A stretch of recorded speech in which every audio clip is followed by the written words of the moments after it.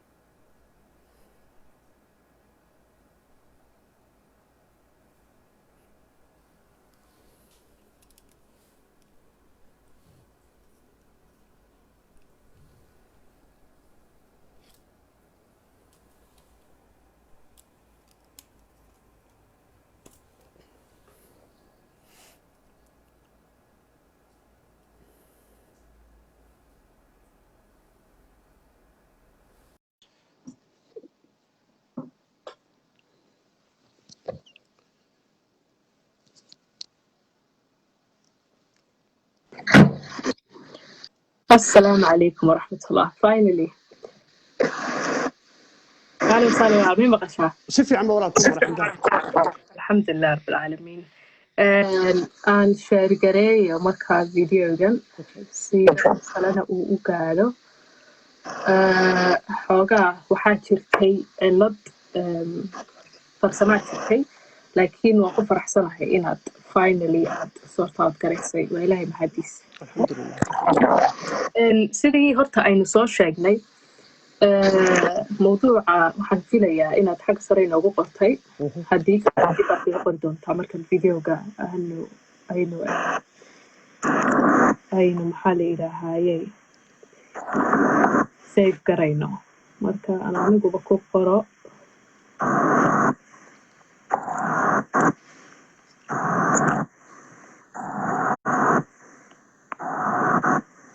xuduud noocma ah ayaa ka dhexeeya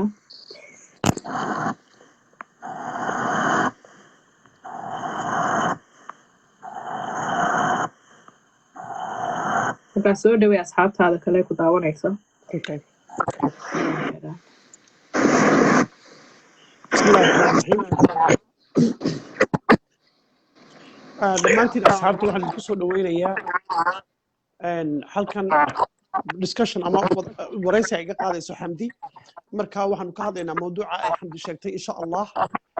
xamdaa markaa su-aalaha insha allah ay weydiin doonta anna waxaan isku dayi doonaa inaan uga jawaabo kolba sidaan u fahansanahay waana waxaana waxa weeye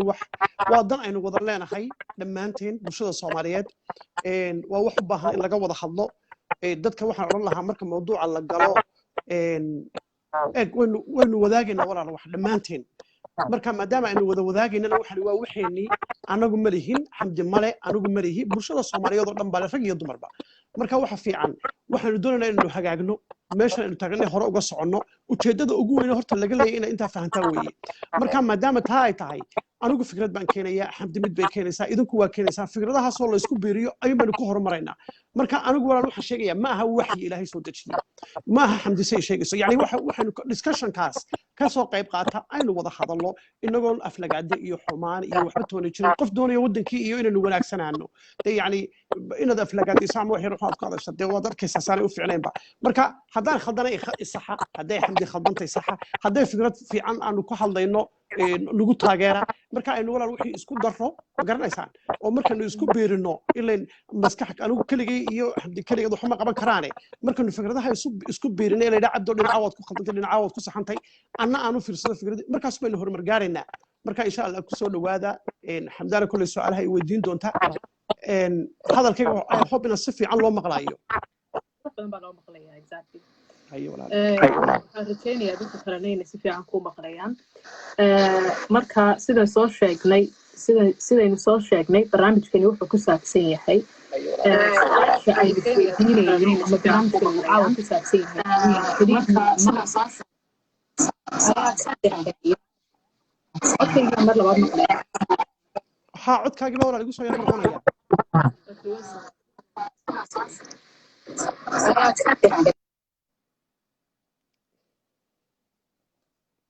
raalli yara ahaadan yar xamdaan kusoo yara noqonayso codkeediiba kusoo yara noqday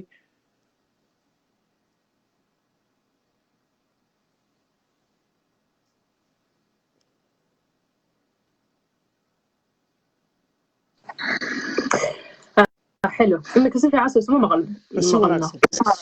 اوكي codkayga aniga laygu masoo noqonay alxamdulilah markaa sidaad barnaamijka korkiisa ku aragtaan ama horeba aan u ilaamiyey wuxuu ku saabsan yahay su-aal ah xidhiidh nooc ma ah ayaa ka dhexeeya habbarbaarinta ubadka ee ku salaysan dhaqanka soomaaliyeed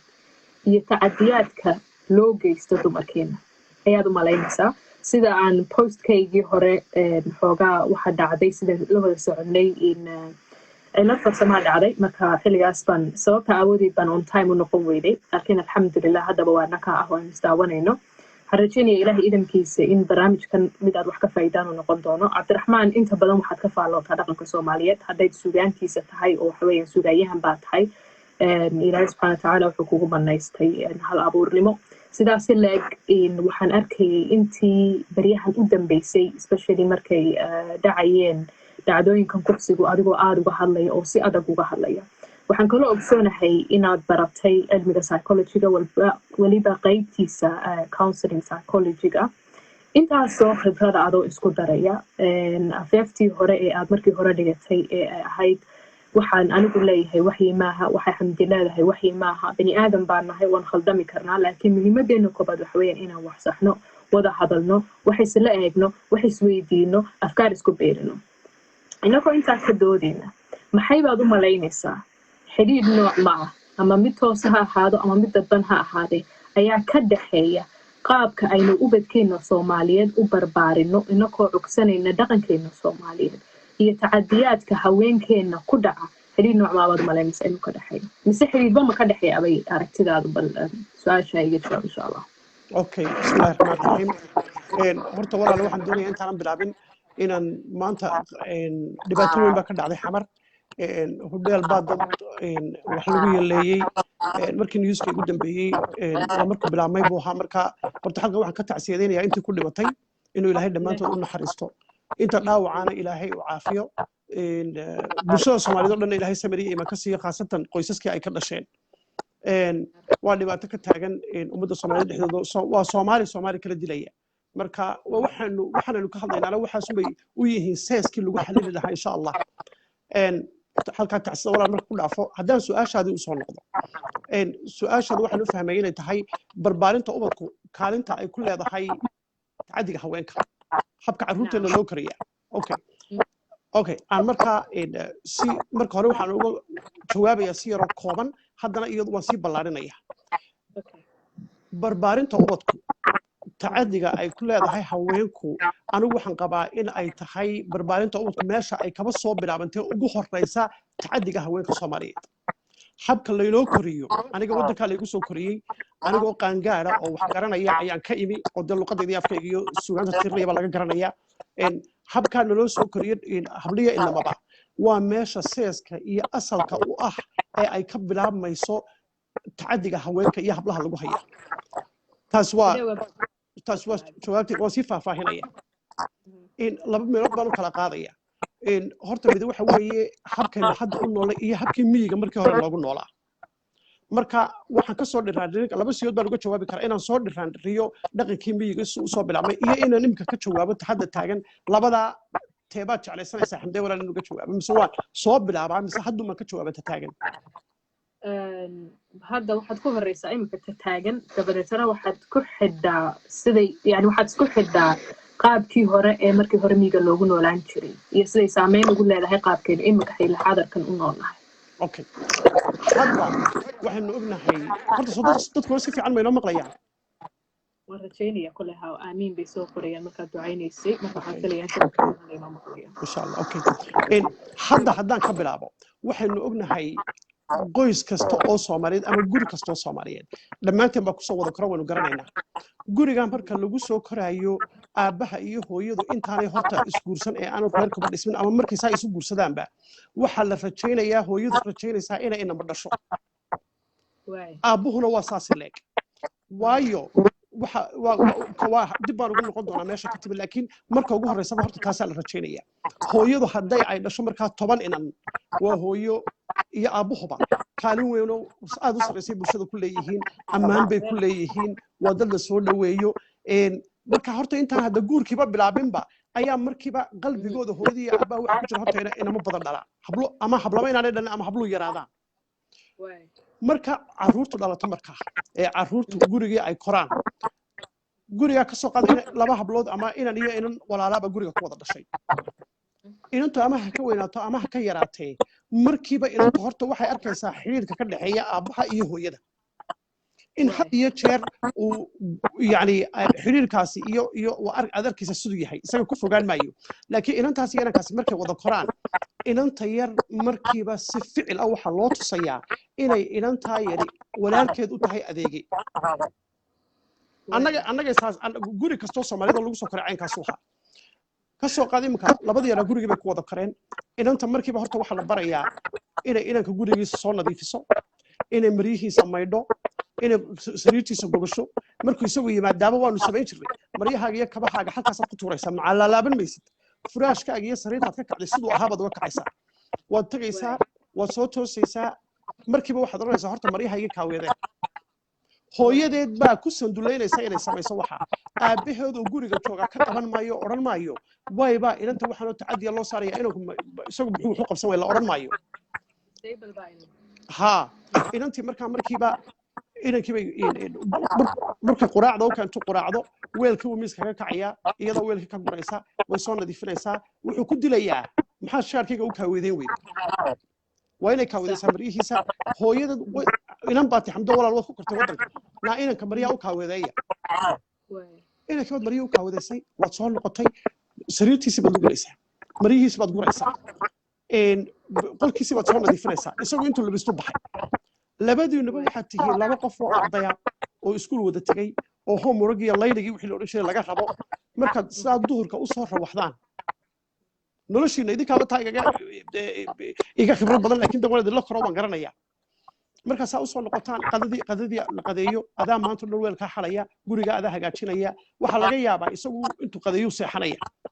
inantu way adagtay inantu say u socota casarkaa u soo gaadhay salaadii casar baa soo gaadhaysa marka hadhow lasoo isagu soo jeedo hadhowba casarkii lasoo kacayaa yani waxaa soo marka weelkii bay xalaysaa inankii waxa laaliya haba yaratay guriga wuxuu ku leeyahay haba yaratay ma jirto inantu hadday istiraahdo cabo oo waxaad ka cabataa hooyo eeg anigu homeworkayga ma samayn karo maanta dhan waan daalanay iskuulkii baan ka imi maan seexan shaqaan maanta dhan qabanayay sidee baan shaqadan u qaban karaa casaryaha inantaasi markay samayso ee la dareero guriga haddana dib u nadiifinaysaa haddana cashadiiba diyaara cashadiiba haddana sugaysaa in weelkii ay xasho lagu leeyahay ka seexanin cayayaan baynu ku dhalanayeen inankii mar hore intuu homeworkii sameeye seexday inantu hadday istiraahdo tacadigaa lagugu hayo ka hadal waxaa loo samaystay kelmad anigu aan aad uga soo horjeedo oo ah inan baa tahay aamus durba qaar baa soo qorayeen war hablaha nagu diriso haye inan baa tahay aamus ayaa la odhanayaa inantana wax kale ma doonaysa waxay doonaysaa xaqeeda lama duusiyo inay sheegato ilaahay haddii laga baqayana diinta islaamku macataa ma qabto labada ubadkaaga waxaa lagu yidhi cadaalad u samee haddii macawaad kala jeclaan kartaa oo mid baa ku dabacsanaan karaa laakiin diiniyan waxaa lagaa rabaa ubadka cadaalad markaad u samayso iyaguna cadaalad bay ku korayaan bulshada iyagoo cadaalad aaminsan bay la dhex tegayaan waaye inantii yar waxaa loodhanayaa aamus ha hadlin marka qofka bini aadamkaana walaalo xayawaanka waxa kaliyaynu kaga duwanay kilibkan dubay baan kaga sheekeeyey waxaynu kaga duwanay neefka xoolaha ee bartaa maraya wax kale ma aha waa maskaxdii caqliga karaamadu ilaahay bini aadamka siiyo inagula xisaabtamaya waa caqliga iyo fikirkan iyo garashadan wax kala garanayno garashadeennaana hadduu qofka halkaa fadhiisto afkiisa xidho dama soo gudbin karo laakiin hadal baynu kusoo gudbinaynu ku cabiraa soo maaha hadalkii baa lagugu xidho waxaa lagu yidhi aamus fikirkaagii la maqli maayo waa lagu caburiyey hadal baa lagu diiday tacadigaa iyo dhibkaas iyo hawshaasna way kugu socotaa marka guriga waxaa ka bilaabmay inuu inankii yaraa aamino markiiba hooyadana saasay guriga ku tahay walaashaana guriga saasay ka tahay marka markiiba wuxuu arkayaa isagoon cidiba u sheegin cidina waxba ku odhan in inantuba nolosheeda iyo kaalinta ay ku leedahay bulshadu ay tahay inay adeegto tahay kow inankii waxa loo fasaxayaa la odhanayaa asxaabtaada wax la soo dhigo orod bax maqaaxidu tagayaa maanta dhan hadday iyadu istiraado inanta saaxiibka ti wax la soo dhigo may inankaan ogolaynba inay baxdo guriga fadhi buu leeyahay meeluma socotid buu leeyahay hadhowbaad dhibaato noo keenaysaa ayadoo dhibaato samaynaysaa isagu markuu baxo wanaag iyo xumaan kuma manay qaar badan baa xumaan ku noqon habla xumaynaya hadda bal walaal yani waxaan isqaban karaynin weeye inankan baxaya wanaag kuma maqna oo inantiina wuxuu ku leeyahay ma bixi kartid xumaan baad soo helaysaa oo adiguba xumaanta soo helaysa miyaad arkaynin inantu iyadoo xumaanba soo helayno dhibaataba aan samaynaynin looma ogolo oo gurigaa horta maxbuus lagaga dhigaya taa micnaheedu ma aha yaa loo fahmin inaan leeyahay habluhu hala sii daayo suuqa haw dareeraan ma aha laakiin waxaan leeyahay xuquuqdu inanku leeyahay inantuna waa inay heshaa waay wax inankii markaa isaga oo aan cidiba u sharaxin oo waxba loo sheegin ficilka guriga ka dhacayo arkayaa isaga iyo walaalshii inaanay sinayn isagu wuu doodi karaa isagu wuu hadli karaa xilligu guriga imanaya fiidkii xilligu wuu iska soo caweyn karaa iyada intaa midna looma ogola dood looma ogola hadal looma ogola isagay ka hoos adeegaysaa inamadii markay saa ku wada koraan hablihiina ay saa ku wada koraan dhammaantood يعني هذا تقريبا كده بدنا مركو صباحه إن كسته أو أركو سوق مرة ساعة وهو أركي يا أديك وكالنتي ولا شيء بتكشفته ويا إن أول ببرتا كشفته ويا هاو حوالي على دير قفكو مثل دوني وحلقات عادية مرة سي وحلا وش جاتيري شرح هذا وحلا الله شرحه مرنا فعل بارو تصا لبدا تعذق قفك فاد وين كويا شوا مركو وح فعل كانوا تصا isagu ilmada markaa ficilkiiba wasaasay wada arkeen way talabaad wuxuu arkayaa bulshada sida ay uga sheekaynayso dumarka marka laga sheekaynayo suugaanteen iyo maahmaahaheena markaad aragto sheekada guud ee dumarka laga aaminsan yahay waxay yihiin waxa inankaa yar isugu biirayaa maahmaahihii iyo sheekooyinkii odayaashii iyo adeeradii ay ku sheekaynayeen oo odhanaya dumarku يعني wax ka hooseeya dadka rag horta way ka hooseeyaan sidoodaba say uga hooseeyaan aqliyan bay uga hooseeyaan wala laga dhaadhiciyay anuu marka yaraa imika ma aaminsanin laakiin waa laga dhaadhiciyay aqliyan bay nooga hooseeyaan oo garaadkooda u liitaa waxa weeye waa caadifiin oo waa emotional yani kuma socdaan maskax macquul ah kuma socdaan waxa wada shucuurtooda iyo emotionkooda hablaha wada marka dee shucuur iyo emotion qofka hadduu go'aan ku gaaro maaha qofku aan laga qaadan karo alright waxa kale guriga ka jira aragtay maanta oo dhan hablihii baa cuntadii walaal karinaya cuntadii dadku ugu fiirsadaan laakiin waa wax weyn cuntada marka ay kariyaan waa la soo diyaarinayaa soo ma ogid hambadii sugayaan habluhu صح bal ceebta yani inta halkii faamiliga la qurxin lahaa la oran lahaa hooyada ha soo fadhiisto inantu ha soo fadhiisto inanku ha soo fadhiisto meel waxa lagu wada cuno ama iyagu ha iska soo cunaan cuntadooda ragii baa la horsiinayaa inanta waxa lagu leeyahay fadhi inanka yare markaa 15 jirka miiska fadhiya markuu arko cuntada marka waliba casuubaduhu jiraan had iyo jeer markuu arko ragii la cunayo habriina bartaa fadhiyaan ay sugayaan maxaad ilmaha yare 15 jirka u sheegaysaa waxaad u sheegaysaa inuu isagu yahay the golden child oo ilmo yani uu ka fadilan yahay dumarkan iyo dadka aad arkaysid marka ilaa isagu cuno oo cuntada ka fudo oo ka tago mooyaan inay dumarka cuni kareen inay ka hooseeyaan inay waxa weeyaan isagu ka istaahilo inuu wax ka hor cuno ka hor nafiso waxa weeyaan message fara badan bay diray ayay dhaqamadaasi dirayaan marka xataa maxaynu ka garanay mid waa kow ficil baa inankii loo tusay intii ila adeegto tahay kow waxa kaloo ficil loo tuso inantii loo sheegay in la yidhi garaad iyo caqli ma laha markay odayaashii u soo sheegeen ee gurigii uu yimi ay istiri hadalay hooyada ku tiri aamus xishood inan baa tahay haldin hadalkiina lagu xidhay gurigana ficilkiiba uga arkay iyadoo ficila u arkay ta saddexaad maahmaahihii soomaalida oo markii intaan maahmaahda lagu sheegay marka hore waxaa lagu oranayaa maahmaahda soomaalidu waxay jirtaa xigmad weeye baa horta lagu yidhi marka hore soomaalidu been way sheegtaa been sama maahmaahda laga dhadhicay ayaa laga dhadhicay marka ma aaminsan soomaalidu maahmaahdu been bay noqotaa ma aaminsan maahmahduna markeeda horeba waa muraayada koobaad in dhaqankeena ka eeganayno marka dumarka maahmahyada lala xiriiriyo waxa markaad aragtid yani maahmahyada dumarka ku saabsan intooda badan message bay dirayaan maahmahyada waxaa ka mid ah in kal caana galeen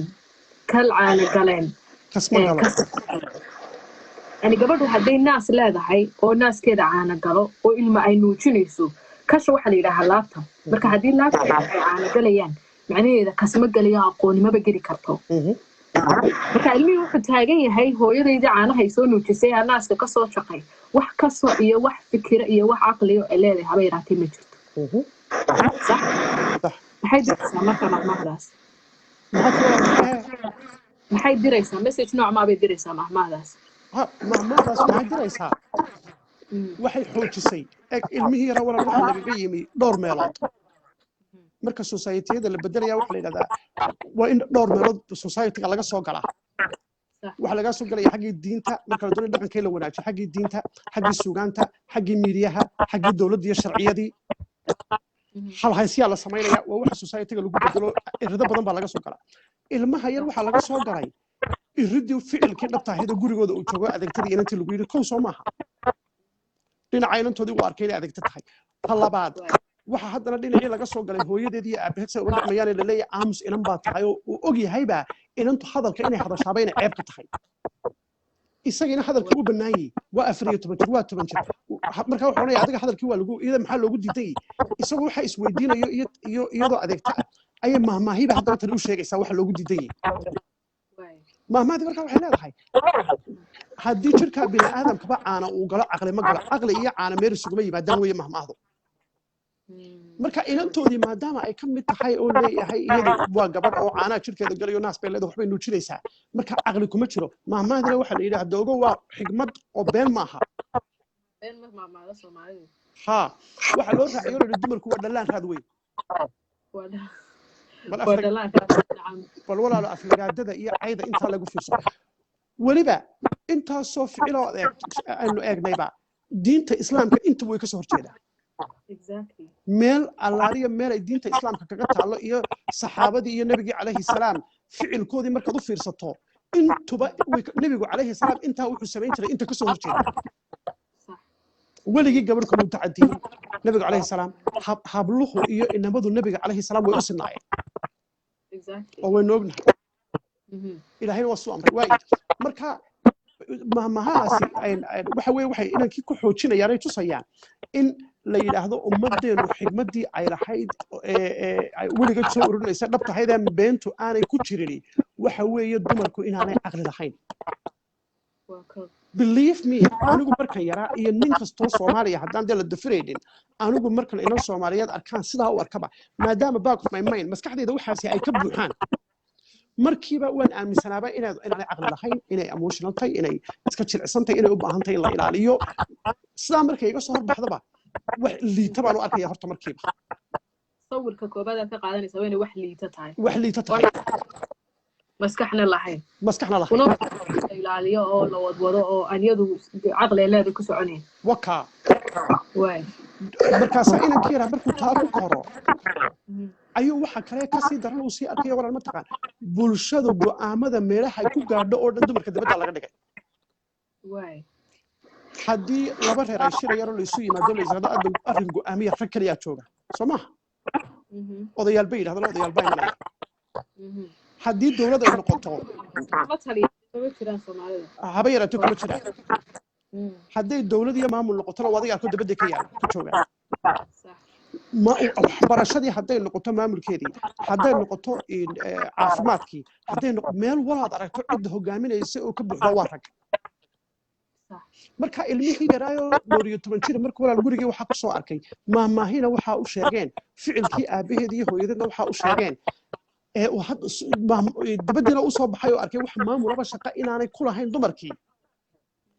halkanna niman beedgaab ah oo diintii aan fahmin diintii islaamka ilaahay soo dejiyay aan fahmin oo يعني سي خدام meelaha qaar u faxsan ma aha dhamaantood inay wada khaldaan laakiin waxay nagu dhex jiraa oo noogno xaqiiqa inay jiraan qaar diintii si khaldan u macnaynaya oo maanta kuwa wax qarxinaya bad way kamid yihiin ee dadkii banaystay dhiigoodii qaar baa jira ka sokeeyo oo aan dhiiga banaysan iyaguna laakiin meelo badan si khaldan u sharaxayo xamday wadigii sharaxayay qawaamuhu marka kalmada qawaamuhu wadigii sharaxay ee si wanaagsan u sharaxay way halkaana maxaa markaa soo galaya ninaan diintiina si wanaagsan u fahansanayn oo siday ahayd u fahmin ayaa isaguna dadkii sii kharibay oo wuxuu dhaqankiiba wuxuu dhex geliyay diintii dhaqankii uu shaar diimeed u xiray ayuu shaar dibad u xiray okay halkaa intaasi markay taallo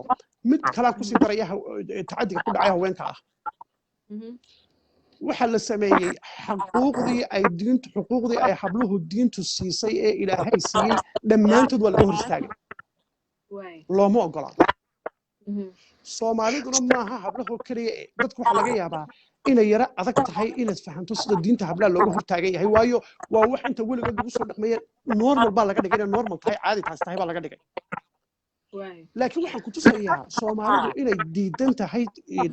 shuruucda ilaahay uu soo dejiyey in la jabinayaan ku tusayaa reerka gabooye la yidhaahdo inan muslima oo suuban oo wanaagsan inan wadaada oo masaajidka ka eedaama ama mu'adinka ama imaamka masaajidka ah marka tiri guurkaagii waa xaaraan ilaahayna subxaanahu watacaala uu kuu sheegay qofkaasi inuu yahay guurkiisu xalaal buu ilahay inoo sheegay soo maaha qof muslina hadduu yahay wax hor istaagaya ma jiro marka tiri guurkaagu waa xaaraan ilaahay waa didiyey sharciyadiisa iyo diintiisa soo maaha dhaqankaagii waa diin ka dhigatay soo maaha ayaa diin ka dhigato waaba marka haddaad macaa dhaqankaaga inta diin ka dhigato ilaahay aanad ka soo horjeeso sharcigiisa waxbay ahaan laydba laakiin sharcigu ilaahay dejiyey iyo wuxuu ilaahay xalaaleeyey markaad adigu xaaraan ka dhigto diintaad haysataa wala maxay noqonaysaa markaa abulaha markay aayaddu kusoo degaysa abulaha maxaa loo ciqaabaya oo loo haystay xaqii iyo diintii ilaahay buu hortaagnaa soo maaha inagu laakiin waynu qaadanay waynu ka sokaynaa laakiin maxaynu nidhi yani diintii ilaahay baynu intaynu hor istaagnay baynu dhaqankeenni diin ka dhiganay inagu waa saa aad sheegtay imika rag badan baad arkaysaa halkan actually kaasoo caayaya commentiyada sheegay war ninka waxaan ragu aagaahay muxuu ahaa muuqii ragga sitaa dad badan baa yani waxa gilgilmaya markaad mabaadi kusoo korto in badan madaxaaga ku jirto ay qayb ka noqoto noloshaada haddii wax kasoo horjeeda aad maqasho يعني تجد والله تابنيا مقرنيسا ها waxay ku tusaysaa xoogaa in yar gilgilasho ay jirto qof kastoo ay sameeyaan kulay tarbiyadiisa iyo akhlaaqiyadkiisa uu ka turjumaya isaga iska turjumaya yeena ka fogaan mawduuca intii aad ku bilowday ee ahayd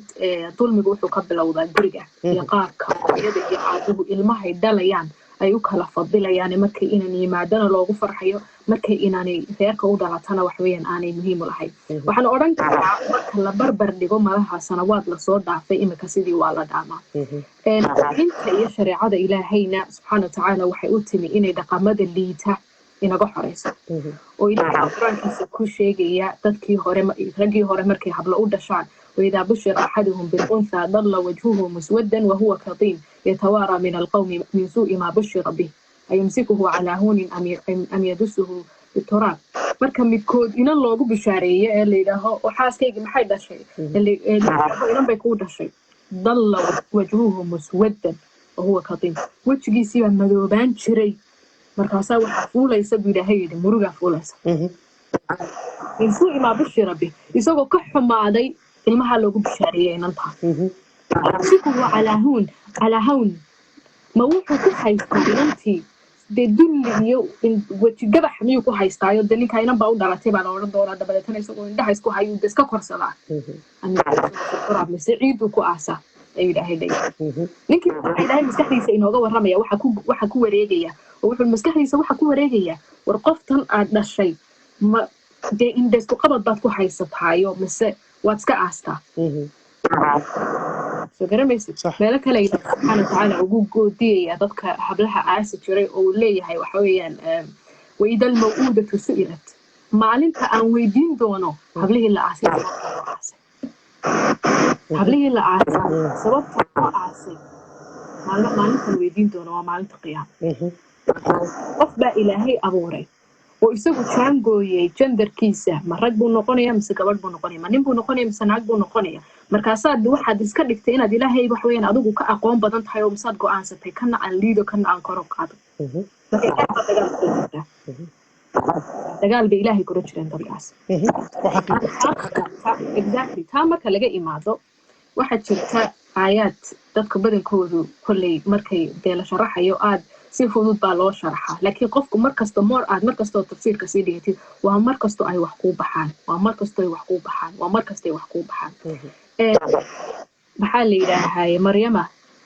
binti cimraan markay hooyadeed uurka waxay jeclaysatay baytulmaqdiska inay ka shaqayso marka ilaahayow rabbi in waxaan yani aan adiga aawada u bixinaya ilmaha uurkayga ku jira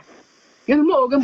daadin lama gaadhsiisnayn ilmihii inta iskaan la saaro gabadh yahayna wiil yahay lagu soo kala ogaanayo marka iyadu waxay nidar ku gashay in ilmaha dhalan doona ay shaqaale ilaahay ka dhigi doonto oo baytulmaqdis uu kasoo shaqayn doono markay ogaatay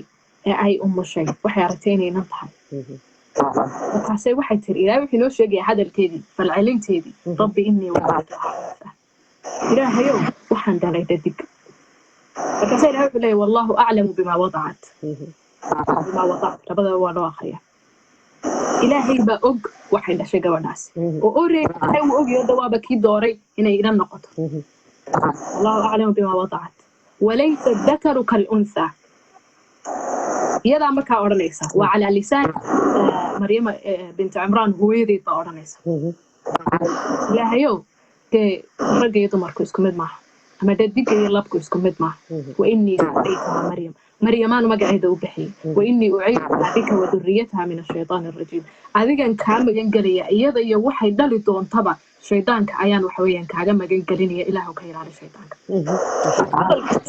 walaysa dakaru kalunsaa waa maryama binti cimraan hooyadeed baa tiri markaasuu ilaahay muxuu ugu halceliyey wallaahu aclamu bimaa wadacat ilaahay baa og waxay dhashay iyadu waxay taagnayd walaysa dakaru kalunsaa ma aha labku dhadigoo kale ma aha ayay taagnayd ilaahay fikraddaas dadku haysteen ee ah inaanay rag iyo dumarku isku mid ahayn inuu siduu u challenge gareeyo maryama muxuu ka dhigay nabigu calayhi salaatu wasalaam markii uu dhimanayay wuxuu ku ducaysanayay markii adduunka la kala dooraysiiyey inuu adduunka sii joogo iyo in waxweeyaan ilaahay oofsado nabi maxamed calayhi afdal salaatu waatamu tasliim uu doortay maca annabiyiina waasidiiqiina waashuhadaa'i wasaalixiin waxasuna rafiiq alaclaa waxweeyaan la rafiiq noqdo kuwa sarsare yaa sarsare afar arrimood baa laynoo sheegay dadka meesha ugu sarreysa talada ku bixi waa maca annabiyiina waasidiiqiina waashuhadaa'i wasaalixiin ambiyada iyo kuwa runta sheega iyo maxaa la yidhaahayey afartaasaa laynoo sheegay maca annabiyiina waasidiiqiina waashuhadaa'i wasaalixiin iyo kuwa shahiida gabadhii markay hooyadeed umashay ay tiri walaysa dakaru kalunsaa uu ilaahay ugu halceliyey wallaahu aclamu bimaa wadacat maxaa laga mid dhigay maca annabiyiina waasidiiqiina waashuhadaa'i wasaalixiin وواك إلهي له وأمه صديقة يعني نبي سويلين وأمه صديقة وقال إله سبحانه وتعالى وحيون شري لا حد شري لا تخافي ولا تحزني وقري عينا وهزي إليك بجذع النخلة تساقط عليك رطبا جنيا هقول كده لغو أبوري قراءة بها هيركي أها وليس الذكر كالأنثى أنتو إلهي كقاعدي أيام محو لدغاي مع النبيين والصديقين والشهداء والصالحين سو كو إلهي marku cid dooranayo inaanu u dooran karaanina iyo karaanaga toona dadkan waxweeyaan qof kastaba dheeri baa la siinaya dheeridan ilaahay subhanahu wa ta'ala waa al-adl waa ilaah cadaalad fara badan leh oo yani magaciisa al-adl leeyahay naftayda waxaan ka xarimay dulmiga dhexdiinana حرام بان كدغاي بدايه الله سبحانه وتعالى عمر hawl u dhiibayo hawl u qalanta oo ay awood u leeyihiin jid ahaan iyo maskax ahaan iyo caatifad ahaan iyo qabashadeeda ay leeyihiin ay ilaahay ugu qoonteeyo hawlaha ragana sidaas مش inuu ilaahay kan jecel yahay ama kan doorto ama kan dhaweysto ama dadka badankoodu waxay u fahmeen ilaahay markuu adduunka abuuray kan uu doortay iyo kan uu kala fadilay يعني waxaa jira arrimo markay dumarku qabtaan ajarka iyagoo gurigooda jooga markay qabtaan ajarkiyo laba laaban ay helayaan raggu ajarka laba laaban ee dumarku ay helayaan si ay u helaan waa inay u lugayaan arrinta qabashadeeda waa inay jihaad u galaan waa inay kan u sameeyaan si aan raguna dumarka waxa weeyaan aanay u oran maxaa anako iska fadhina nalo ku labalaabi way ajarka dumarku aanay oran way anako baxnay waxa raggu sameeyaan uu sameey weeyay ilaahay wuxuu ku leeyahay wala tatamannu ma fadala Allahu ba'dakum ala ba'd iska rajaynina ومتكين بيانو تمنين رجعوا ندمر كهكا وحاولنا محل يرات كالسيين لوسي واي دمرون حاولنا محل يرات كالسيين لوسي واي taasi waxay ku tusaysaa xikmadda ilaahay iyo cadligiisa iyo weynidiisa iyo waxa weeyaan aqoontiisa ku tusaysaa inaku waxay iska dhignay inaaba inaku ka aqoon badan nahay alaa yaclamu man khalaqa wa huwa al-latiif al-khabiir ilaahay in abuurtay inaan ka cilmi badan nahay baan iska dhignay deetana waynu qoontahay aruutii dhalnay baynu kala fadilnay inanka wax weeyaan inanka lagu farxaya inanta laga yarnaxaya hadda yani si kasto loo yiraahdo dhaqankii hore uu dabar go'ay laakiin wali maskaxda ayuu ku sii nagaaday oo ku sii jira in sawiil baa leedahay hadii lagu yiraahdo hooyada ay tiraahdo wallahi waxa leeyahay hal wiil iyo shan gabdhaha hadda shan wiil iyo ma sha Allah tabaaraka Allah leesh waxaynu aaminsanahay wiilku wuxuu badinaya maxaa la yiraahdaa qabiilkiisu badinaya oo qabiilku ma janadu ku geynaya no balaya maba ogid ilmahaaga ka ku khayrka badan soo garanaysa marka inaku waxaynu iska dhignay cadaaladii iyo miisaankii ilaahay adduunkan keenay ku dhaqma ayaynu baalmarnay dhibaatada oo dhanna halkaas ay ka soo unkamaysaa hadda waa ku dheeraaday raaliyahow haddii aynu ku noqono arrintii waxaa tiri inanta waxaa lagu yidhahaa gabadh baa tahay aamus gabadh baa tahay aamus ayaa lagu yidhahaa maadaama aynu isku habka barbaarinta ubadka iyo dhaqanka gabadh baa tahay aamus saameyn intee leeg bay ku leedahay inanta marka lagu tacadiyo ama la kubsado ama la xafuujiyo ama la taabto ama arrin khaldan lagu sameeyo inay ku dhiirato inay ehelkeeda kala hadasho اوكي ما صنت الى هذا خارج كوسي وناكسن بعد شرحني ان كلمه ان فيديو يراي دبي قابناين كغا هلداي دقنka Soomaaliyeed tacadiga haweenkan oo ku sharaxay kelmadaasi marka u fiirsato ee qolooyinka psychology markay sharaxayaan dadka marka la doonayo in si dhab ah gacanta loogu qabto oo lagu sameeyo gubaysiga ugu heerka sareeya waxa weey markuu gaaro heerar buu kala leeyahay marka awoodda lagu haysto ee hub lagu haysto ama laga awood badan yahay gumaysigaas gumaysi waara had iyo jeer ma haddaan lagu xasuuqno lagu marin maalin bad gadoodaysa iska keenaysa laakiin ka xumee khatar tahay waxa weeye marka qofka laga weeraro maskaxda marka qofka loo weeraro la tuso isagoo oo aan ciidaga weerano jismiyan iyo waxba loo galin baqdinba yaraantiisi inta lagu koriyo aqli marihid oo ma fikri kartid yani kelmadda ayaan u socdaa ha haldina aamus ba gabar baa tahay waanigi sheega waanigi yidhi xayawaanka iyo bini'aadamka xayawaanka kale ma yeeraanka iyo bini'aadamku waxa kaliya ku kala duwan yihiin waa garaadka iyo maskaxda inta kale dhan iskaga mid baynu nahay intaynu cunaa xayawaankaasi cunta cunaya meel baa la seexanaya waa la tarmaya iyagoo way tarmaan exactly inala inta abuurta ilaahay inta nolosha dhan waa iskaga mid waxba la cunaa waxba la cabaa waxba la dhalaa waa la tarmaa kadibna waa la dhigtaa laakiin waxa ilaahay uu quraankiisa inoogu sheegay ee uu inoo sheegayo inuu bini'aadamka karaameeyay karaamada lagu sheegayaa waxa weeye waa garaadka iyo maskaxda isticmaashada wax garato aanay xayawaanku garanay darajo ka sareysa adiga lagu siiyay waana ta aakhira la isugu xisaabtamaya xayawaanka kale ee mayeeraanka aan iyaga loo cadaabin inaga laakiin cadaab iyo janno aynu kala galayno taasi markaa maxay keentay maadaama taa lagaaga karaameeyo wax kale aanad kaga duwanayn habliba waxaa laga weeraray markii waxaynu ognahay garaadkaaga iyo maskaxdaadana waxaad ku soo gudbisaa de waa hadal walaala soo maaha haddaan maanta halkaa fadhiistaan haldi waayo oo juu qoran waayo ima garan kartid saan u fikirayo iyo shakhsiyadeeda iyo waxaan ahay iyo ma garan kartid gaal iyo islaam waxaan ahay laakiin hadalka marka hadunbaad cabiri kartaa waxaan ahay hadalkii noocaas aha marka lagu yidhaha ha haldin idan baa tahay aamus markii la yidhi waxa la xidhay maskaxdu ilaahay ku yidhi waan kuu karaamiyey wixii ka soo baxayay ee afkaa ka soo baxayay baa dib lagugu celiyo lagugu xidhay marka waxa weeye maskaxdii ayuun baa la yidhi intaas soo keliyaan kuu ogolayna maskaxda u shaqayso intaana kama hadli kartid alright marka waxaa inantii ku dhacay inantii disable baa laga dhigay markaa ilaa waxa laga weeraray garaadkii iyo wixii bini'aadamka xoolaha kale kaga inankii isagu 100% uu fasaxan yahay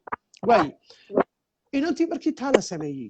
ee hadalkii lagu xidhay waxa loogu daray ee dhibaatadu ka taagantay waxa la samaystay system yar oo cajaa'ib leh oo hablihii lagu yidhi inanta shuruudaha buuxisaana waa inan wanaagsan oo sharaf leh oo waa markaa waa gabadh gaariya waa gabadh qariyada waa gabadh magacyo loola baxay iyo darajooyin تكلم شروطها بوحين ويدانا وقبل فضود وقبل لعايو وإريادة ده عيدا حقا كما أوران كرو اللي هذا معها أنت حبلوده أنت إريا اللي جوده واضح عارك لكن شروطها أنت لو حدا محيطة إن أنت مستح أفقابا أن عبنين أن حلدين نينك ذو واحد كستو سمية تعدي وسمية ولا لقضاء يعني واحد هذا مركز لاحظ يعني سرو إذا بيان سرو إذا يعني وحوي لبرشة كل عدة أو ده نورمال نقول نبأ إن أنت وحال صدق لوج يستي تعدي أنت لوج يستي مستح مركز ميلتي مع ضفور ستير رجع إيج وإذا حبرته أنت إن ده حرته رجع ماشى مرة مستبقته إن أنت صار أمانة ويا وحال الله أمانة يعني waxa la doonayaa inaad tacadiga marka dab u aqbasho ee aad yeesho ayaa lagu aqbalaya inanta ka yara dhiidhiday istiraahada hadale wax yarasna samee markaas la maagaya waa maxay inanta soo baxday waa maxay dibadda u soo baxday aabaheed baa loo tagaya inantii magaciya loo bixinaya inantii waa la caayaya inantii waadiga arkay waxa lagu hayo marka ayaaba ceeb noqdayba inta wax kale looma diidana waxa loo diiday intay soo baxdo oo ay hadasho oo ay istiraahdo bulshada ka qayb qaado oo ila waa qofkana wala bulshadii ka mid ah bulshada wax tar waa laga xirayaa waxaas oo dhan markay aamusto gurigeeda ku eekaato soo gali weydo social media TV soo fadhiisan weydo waa ina maanan waa ina sharaf leh waa ina akhlaaq leh waayo tacadiga bay aqbasho criteria la idin sameystay soo maaragtaan markastood aqbasho wax allaaliyo shuruudaha aan kugu xidhnay aan kugu tacadiyayna markaad aqbasho aad tiraahdo waan aamusayaa hadli maayo social media soo fadhiisan maayo ragga dhexdiisa kalmad ka oran maayo halkayga yar baan fadhiyayaa meel u bixi maayo alla marka sharaf baldeeda waad aqbashay laakiin markaad inta soo fadhiisato hadasho wax barato shaqaysato raggii la tartanto qof wax soo saaran noqoto ee anagii baan challenge garayso waxa diiday tacadigii soo maaha marka waa inaan tacadiga ama dib kugu celinaa ama haddaad adigu ka baxsato ood ka badbaado kuwa dambe soo socdaa si aanay ugu dhicin kaalintaadaas oo kale waa in lagu caayaa waa in lagu magaa waa in magacyo lagu bixiyaa hadda inan suuban oo diin leh oo aqoon leh oo akhlaaq leh oo wanaagsan oo xumaan wadin oo doonaysa inay diintii ilaahay wuxuu xaqa u siiyay rabtaa ayaa la doonaya dhaqankii Soomaalida in lagu soo celiyo meelihii dhaqanka wada xuma ee meelihii kharibay dhaqanka tacadiga ku baday dib loogu soo celiyo ولا مركا محاد عيا يعني إذا أنت مركا لجوء سمايو شروطها النوع عاصة بل واحد دقيسة تأودياش إنه وين الدقة كدقيسة مركا كحل ليان إذا أنت وناكسن الولاء قرية بالويدي كلمة قرية دوام حيكون ده قرية دو حيكون شيء يعني قبل أفكارن قبل يقول هذا الدقة كلمة كستوي هذا هو كلمة تعدية ويا بشيء عجيب alright marka maxaa jiray barigii la gumaysanay African American ka Mareykanka ayaa waxa la oran jiray waa field nigger iyo house nigger bay oran jiray qaar xanaaqsan oo yara diidan laakiin laga awood bato beerta inta la galiyo lagu shaqeynayo midna intuu aqbalay tacadigii ayuu waa ku oran jiray oo markuu masterku waxa weeye ninka gumaystaa markuu masterku diray ku dhaco annagana diray baan ugu dhaca marka gurigay ka shaqeeyaan iyaga beerta looma diro gurigu ka shaqeynaya markaasuu koobabka qaadaya markaasuu kabahooda leefaya markaasuu wax kastoo lagu hadlayo wax kastoo lagu yiraahdo intuu aqbalay ayuu wuxuu ka baqayaa beerta in lagu furo oo la geeyo wuxuu noqday kabaqaad markaa laakiin qofkii diiday ee ka dagaalamaya isaga beerta la gelaya waa la ciqaabaya beerta weyn lagu haya ka aqbala tacadiga wanaagsanaadana waa qariyadii oo kale waa inuu wanaagsan waa nin fiican waa nin sharaf leh madowga kale uu dhaamaa marka guriga gudihiisa ka shaqeeyo isaga yaan la dhibin markaas marka guriga dadu yimaadaan ninka masterka cadaanka haysta oo xanuunsanaya waxay oran jireen maanta waanu xanuunsanaynaa bay oran jireen waan xanuunsanaya hadduu masterka xanuunsanaya anna waan buka yani tusaalahaas waa yara extreme oo yara fogiyo uu durugsan yahay aad buu fogiyo laakiin oo de gumaysi kaasoo kale maaha balse laakiin waa gumaysi maskaxeed oo qofka la dilay karaamadii ilaahay uu siiyay laga weeraray hadda ma garanaysaa walaalo taasaa markaa su-aashaadii ay hob inaan si fiican uga jawaabay ana qurux badan baad uga jawaabtay arrinta aan rabo inaan yar tooska yar dulliga waxay tahay qaryada ama inan baa tahay hadlinta inta badan waxa dadka laga dhaadhiciyey hadalka gabadhu waa cawro وبعرف إن لسه حيفستو أو ضعيف أي في سبلا إلهي سبحانه وتعالى مركو كحد ليو قابك أي رجل مركو وذا تقمية وأرانين قبلها حد فيها شوقي يو عندنا سوق رب شوق سني في حقها منها وهذين دين تمال أي كجت شفتها توتالي بقول يا فريق طبعا كاب سورة ضوء القرآن كمالك وشفتها بلا إلهي سبحانه وتعالى وحده يعني قاعد قريي مركي حمل يستكبر سنة وحمل فلا تخضعن بالقول فيطمع الذي في قلبه مرض codkiina ha jiidjiidina oo waxa weeyaan dee soft ha ka dhigina si aanu ka xanuunsanaya ereygu ilaahay adeegsaday hadda faham qofka xanuunsanaya si aanu idin raacino dee carabka idin soo dabar soo garamaysid fayadmac alladhi fi qalbihi marad si aanu ka xanuunsanaya qalbigiisa maradku iyo xanuunku ku jiro ee dumarka markuu arko hilib u arka ee iska soo daba dheereerinay aanu ka soo daba dheereerin buu ilaahay ku yiri fala taqta'na bil qawl hadalka baxaud وأول شيء النبي عليه الصلاة والسلام قبل باوتني من كذي بلا قبل سنة كوري أنت كظهر أمي واحد هو يدي دبر كذا دقتها عندي حاس يسيبوا كله هو يدي دبر كذا دقتها مينس حاسي متي هيدو حباي دي معاملات اللي ما حيا marka nabigi xukun de ma hayo oo aayadu ku yiri hoosaas ilaahay kale yahay ma hayo wuxuu garan waay arrinkii wuxuu ku xaliyay ka tagi weeyday gabadhii xaqeedii way ka tagi weeyday ninka igu yiri dhabarkii hooyaday baad iga tahay de xagaan u socda xaaskiisii baan hay mucaamala naga dhaxaysa wanaag baa naga dhaxaysa sidoo yiri dhabarkii hooyaday baad iga tahay yaan iskaga tagaa waan furaa maxaa xala mu oran de gabadh baa tahay na orodka kaaga hayso afkaaga hayso de dib u fariiso nabiguna de wuxuu ku hadlaya waxyigu ku hadli jiray الدراسة مدو شو دو لهي كسويري قد سمع الله قول التي تجادلك في زوجها وتشتكي إلهي ومقلي ودقيستي قبدي تجادلك أرق الله استعمالي فهم تجادلك في زوجها جدال وحلي لها مرن كالا مرميسي يعني مركو نبي هذا الكود هذا الكلمة يكون علميسي بكوز حرام يدي وتعبيت إذا هذا الكلمة يكون علمي وايو ونبي محمد عليه أفضل الصلاة والسلام إذا سومالي أنه فربين وكذا دعيو قبل بات هالين marka wuxuu soo ayiday inay hadasho oo xaqeeda ka hadasho oo wixii khalada ay sheegto afkeeda furto سمع الله قول التي تجادلك في زوجها وتشتكي إلى الله والله يسمع تحاوركما markaasuu ilaahay ka soo dejiyay axkaam الذين يظاهرون من نسائهم waxay sameynayaan iyo siday waxa weeyaan 2 bilood inay soomaan hadii kale way tahriir raqaba suuraday ku jirtaa garamaysid مو أرى إلهي عام صنعت أفكار حي صباح محمد كمارن حادثة دي أمر عددي مركي عايشة لا فضيحة دي ضدك بين الرياش بلايد كشيئين نبي عليه الصلاة والسلام يوصى ولا فديها أنت هسوا وحيك وكجوا أنت هسوا عشان وصل حنا مقعد اللي سند حمري قبدي عايشة حاسك النبي جنين بالغوا كيدا عندي ده حادثة الإفك ويقرنها سورة النور قصة ده markii waxyiga lagu soo dejiyay nabiga ilaahay 7 samo dushood ka soo bariyay ku sugan xadiiskayada afkeeda ku waranaysa hooyadeed xadeed waxa kula u kac nabiga yani madaxa ka dhunkood nabiga u kac ciidan uma hadnaqayoon ilaahay ahayn ma jirto mid bas ilaahay baa bari isoo bariyay la cirkayga kaan iyadu way mar walba inay xaq ay ku taagan tahay oo xumaan aanay sameeynin oo xumaan ay ka nasahan tahay ilaahay baa ku صمد الشود وستدي عرضي شرفتي إيه كرامتي دي سوء العالي حكوت سيسا مكا الشخصيات ده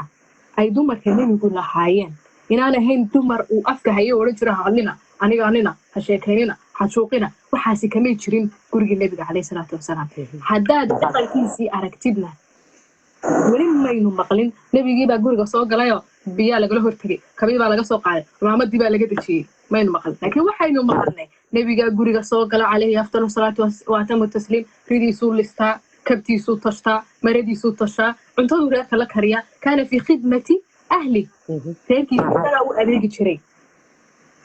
حيث عايشي إساقا قرقي سير هيركي سووا أديك شري مركي سراد صوق عشان سيدي أهنا نسكران نايمين أي قرق كبح شري محاضرات كمان تلسوت شيء دي حتى نقشوا 97%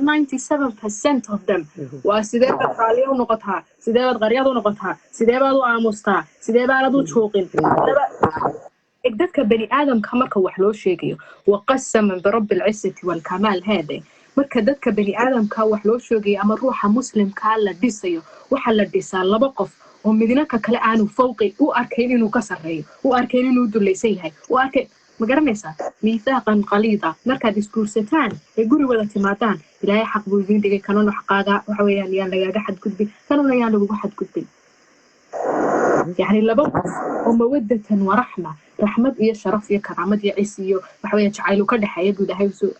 أيو الربعين يدقمانو أي صوص صار عن قوس مسلمة سي شعوب مسلمين وصوبحان لكن لبقى في سود اللي يسنو مدهو أركين وسبوا أدون كوحويان وقف كان كسر ريام وسبوا اللي هاي دي صح مالك يا مجر مال هاي كجماعة شرطة ما كده الله صار بزورية ده كصباح متى واحد كتو سيسا حديث كده يلا وقرية ديو هلا مصيو يلا شوقنيو لكن يبرشنا كودعيو ثم في حلنيو يكسو أجورينيو وحاسمت شران يعني وحكي قزود دي خندق خندق إن أنا هم بفليه قزود بس حديبية بيهاد النبي عليه الصلاة والسلام سوى حد شيء أنت دقال كباقري سوى حد شيء أيا حيري تماها حيفت صحابة ديس ويعرف عيبنا ومركي كوباد هذا الكيس أين مقلي وهو يصير ويكير لك عليك إن اللي تنيه حيرتا حاسس كي النبي قميت كمدا أيوه سوقها على اسم يعني مرقيس وتنحو يدي هذا الكي عن سياي هيدي اللي تماها حيرتان ما يحيرن يا صاحبتي خلاص سمعت عن النبي عليه الصلاة والسلام حيتر عدو حيرة مركي كان عدو حيران ويكادوا حيران هو أنا قبل بعد هاي أرمها جهات كان يبدل وحنا كمان فهمي سيدة طلع يسين هالك على فرد هاي النبي بحيرته عليه أفضل الصلاة والتسليم صحابة دي الرسول بحيرته هذا اللي يجب على صعب marka hadalkii waan dheereeyay sorry mar labaad laakiin waxay ku tusaysaa meel afka la isku dhigi jiray iyo dumar baa tahay qariyad baa tahay juuqa odhanin ee maynu arag haddii dee diinta ay rabno inay si saxa aynu waxweyn ugu dhaqanno marka iyo naag baa tahay hadlin hadalkan iyo dumarnimadan ayadta la iskaga dhigay hadday isu soo dhawaadaan horta waa yani wax meel ay ku jirtaa ma jirto ma anzala allahu biha min sultaan garanaysid cid allaale cida maanta rabta inay dumarka ka hadlaan oo yidhahaan war dumarkeena aynu karaameyno dumarkeena aynu cadiga ka dayno dumarkeena aynu dhibta ka dayno waa feminist weeyaan waa dumarkii waashay weeyaan meel baa la wadaa reeraha islaamkaa la duminaya unbaa la leeyahy maxaa dadkii ka qaybisiiyey ee dhibaatada iyo kuleelka dadkii ku saliday haddaanay dhibaato jirin markaan adiga kusoo noqo tarbiyadii aynu kusoo noqono arrintii tarbiyadda ubadka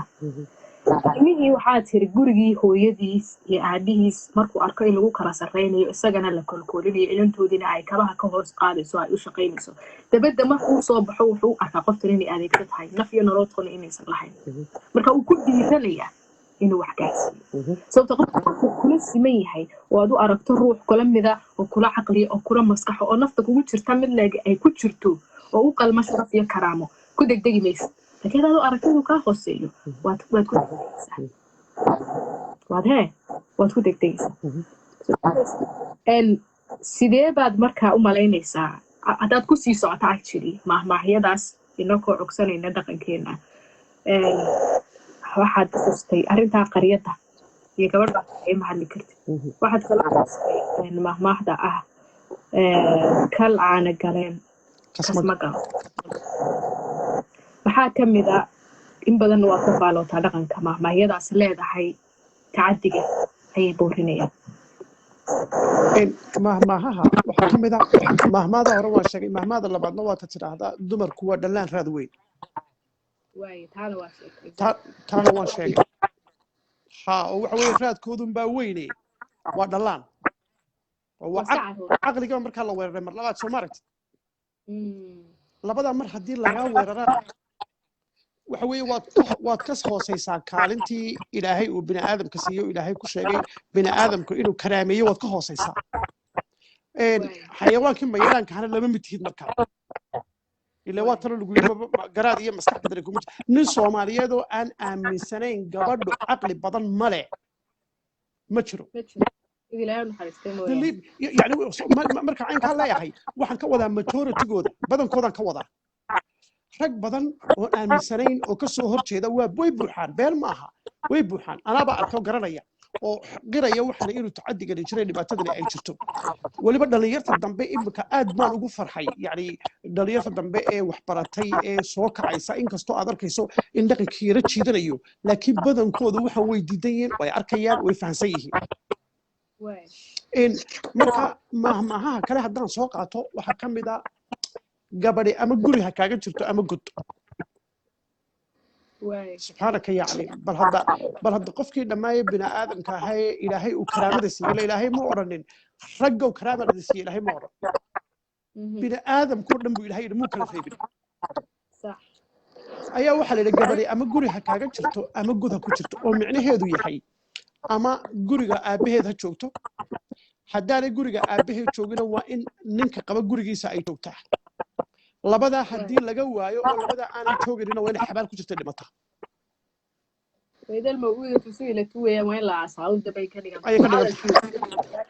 bal qofkii dhammaa ee ilaahay uu ku yidhi karaamaa siiyey markuu ku yidhi ilaahay karaamaa siiyey soo ma ogid nabiyullaahi aadam ilaahay markuu abuuray ee xayawaankii o dhan la yidhi u sujuuda soomaad arag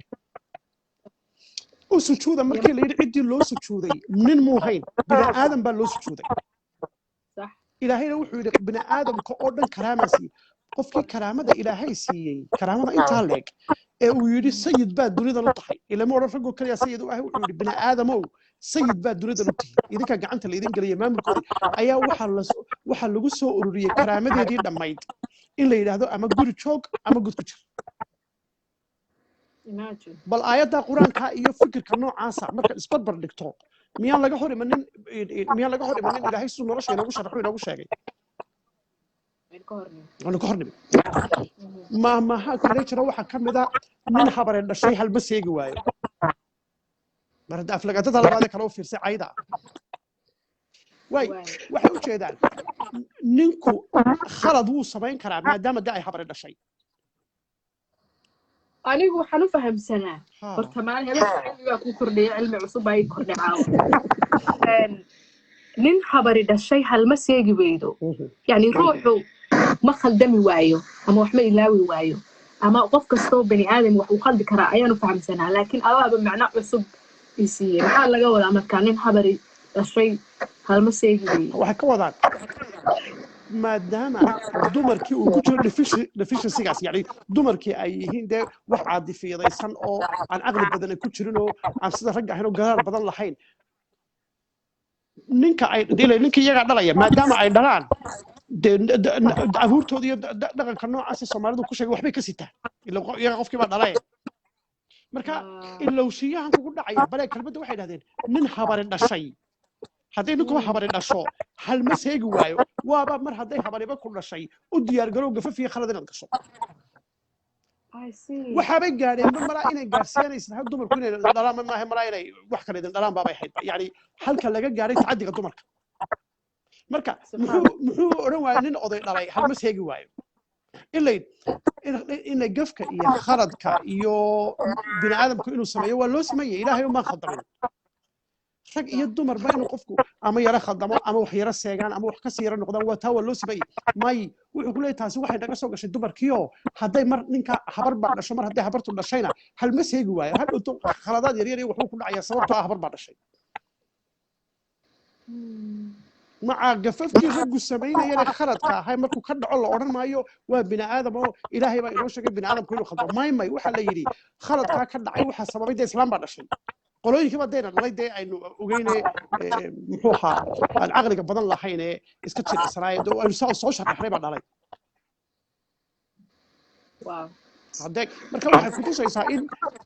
ilmihii yaraaba waxaa lagu akhriyaya haddoo fiirso ee dhowr iyo toban jirka hay soo koraya la doonayay in la baro bini aadamku muxuu yahay noloshu maxay tahay ilaa inan ka yari waxa weye waxba ka garanaya noloshii weli aan soo qaata mahmaa kale customer oo kaad ku ogeydba maaha anigu waxaan u fahmay haddaba intaanad ii sharaxin haddii aad la soo hayshid kasoo waa waxgarashadii waa ogaalkii waa fahamkii waa kasku caqligii macnaheed caqliga mar oo kadalo gabadh baa tusaale ahaan ninbaa iyo gabadh baa wax ku ballamay dabadeetana waxbaad isku ogeydeen ninkii gabadhii wax kula ballamay uu ka tegey nin kale u yimi kadaloob kale dee waa fadhiga way naqaana ninkii kale ayaa dee la hadlay marka ninkii tegey baa la leeyahay anigu sidaan u fahmay waana khaladna way noqon kartaa ninkii tegey baa la leeyahay kaskeedii iyo caqligii waxaad isku ogeydeen iyo garashadeedii kadaloobkan kaaga dambeeye aawadeed yani waxba kan kalaa masaxaya dee formaat baa la siinaya kaanateen صح saas u fahmay anigu waad saxantay laakiin khalad baa ku jira waay okay waa run oo waxaa ku leeyahay inaan wasaa jirtay inanta la sheekeysanaysay waxbaa ku ballanteen nin kale isbarteen ninkii kale kaaga dambeeyay mar hadduu ninba kaaga dambeeyana kaa kale inay raacdaba laga yaabaa waxa lagu leeyahay ballantaad isku ogeeda waa ka kale go'aan iyo caqli iyo fahan ayadu waa kugu go'aansatay adiga ay kugu goosatay ma jirtay marba cidii u timaadaa bedel kartaa bedel ujeedadu waa taa halka cadaalad darrada ku jirta waxa weeye ragguba taa way sameeyaan ninbaa inan la sheekaysanaya isagoo inantii la sheekaysanaya oo inan kale la kulmaya inantii horu ka baxaya kadambuu guursanaya waayo qofku markuu guurka raadinayo dadku qofka wuu xulanaya ma garanaysaa marka qofku la kulmay qofkiiba u wanaagsanaa isagoo qofkii isku wanaagsan inuu qof kale arkay oo uu ka sii xiisay ka sii jeclaaday uga sii wanaagsanaaday dee xaq buu leeyahay ka isagoo marka uu go'aansaday dambe anagu badda waanu sameynaa ragguba way sameeyaan habluhuna way sameeyaan marka waxaan garan waayey haddii labadayadiiba aanu samaynayno maxaa hablaha gaar kaga dhiga lagu leeyahay kadal oo inagaba kadalloobkan haddii kadalloob haddii la yidhahdo waxay yidhaahdeen kas dumar oo kadalroob kaaga dambeeyey dee kas rag oo kadalroob dumar kaaga dambeeyey markaad ku ogeed maaha isaguba waa same laakiin ujeedada xasuustay gef kale oo weliba aada u weyn wixii xun baxaa waa leh حواء يعني واحد كسته أو عنده مربع له بنو فهمي because حواء وهو يدي دمر كل شيء بني آدم كل شيء مش إنه دمر كل شيء برجع واحد أفلقادين هو يدي يعني بني آدم كل شيء وجرمي وحين أقصون نحي وحياة عجيب هلا وحكمنا وحين أقصون نحي إلهي سبحانه وتعالى مركو نبي آدم iyo حواء ولها اللي وجنده قديم لا تقرب هذه الشجرة فتكون من الظالمين كيف كهود وعنينا هديك لنا فينا ظلمية سابقين هيد إلهي نشوية فوسوس لهم الشيطان شيطان كيبا وسواس كرديو وشيك هيو دواكي كلها وحالي توصي هلا دلكم على ملك الله وحالي توصي وحيدان وحويا ودقينا تكو عاريسان أدوكو وحو ربا جيت كيبو كفرني جيت كيبو عنا إلهي مو أردن فعصى ربهما المحيلي فعصى آدم ربه وطول نبي آدم با إلهي سي أما الرب جيسي عاسية تبدأ تنقلهم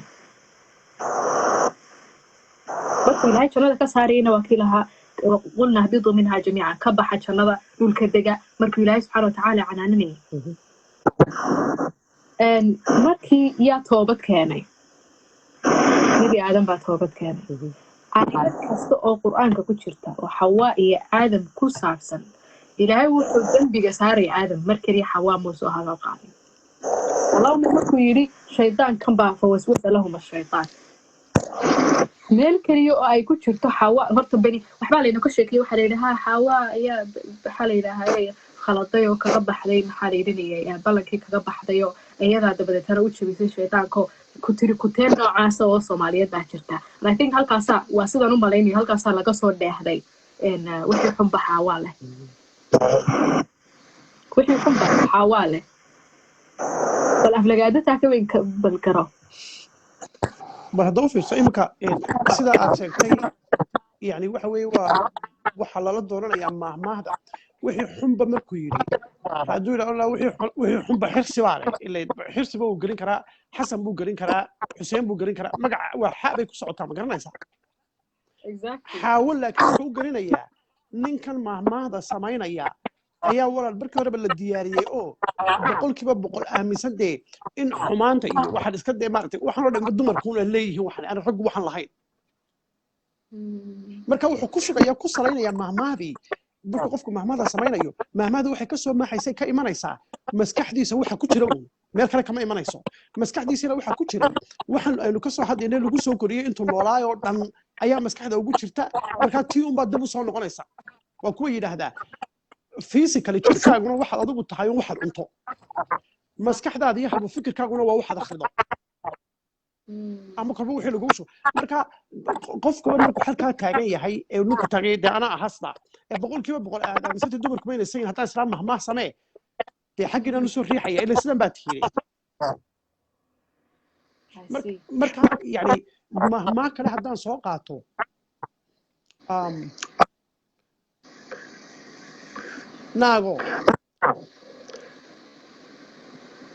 naago waxay yidhahdeen ninkii xariir u gogla xansas bay u goglaan ninkii xansas u goglana xariir bay u goglaan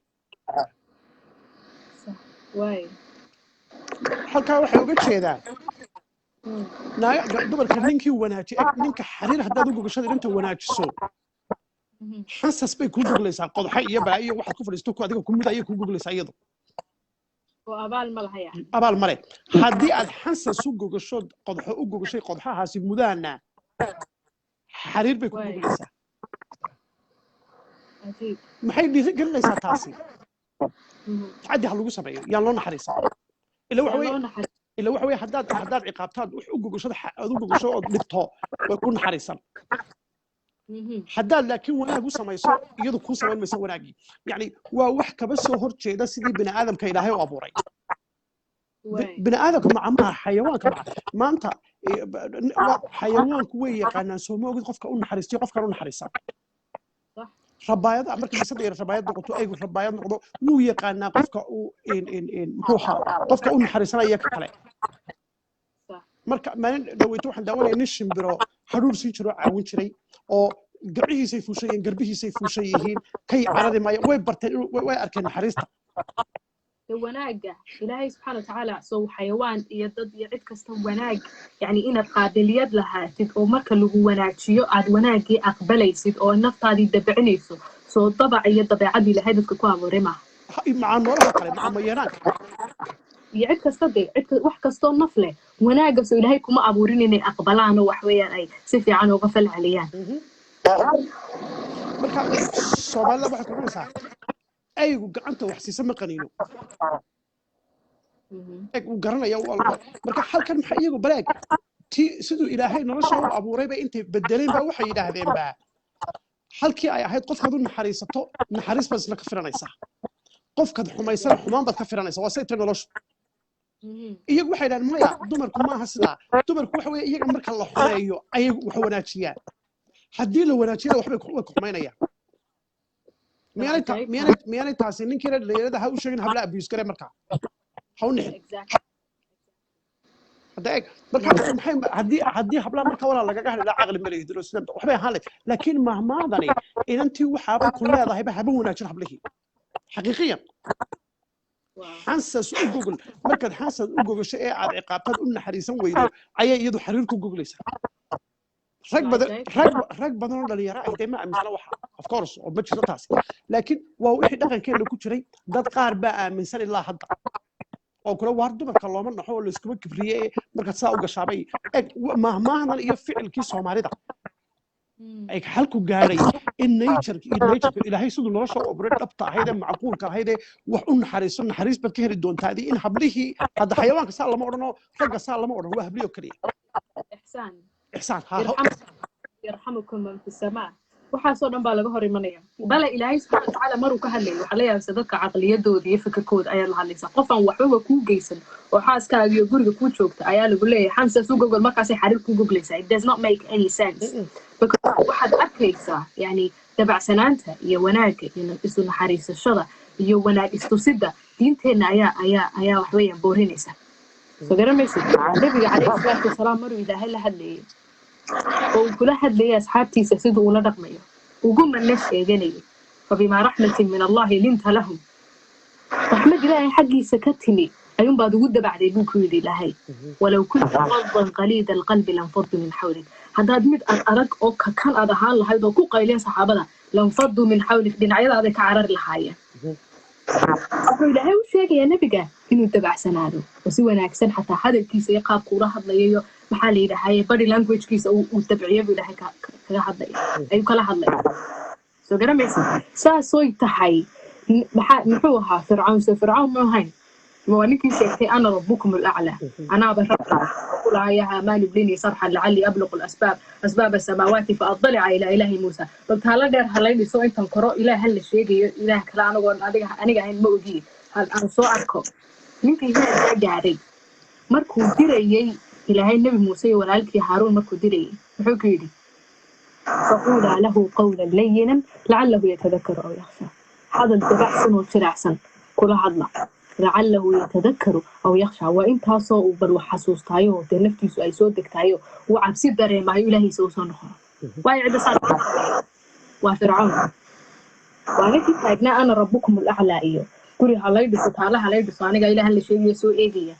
ninkaasaal ayuu ilaahay yidhi faquulaa lahu qawlan layinan lacalahu yatadakaru aw yakhsha soomaalina waxay taagan tahay laba qofoo guri wada degan gabadha haddii aad xariir uga gasho xaasase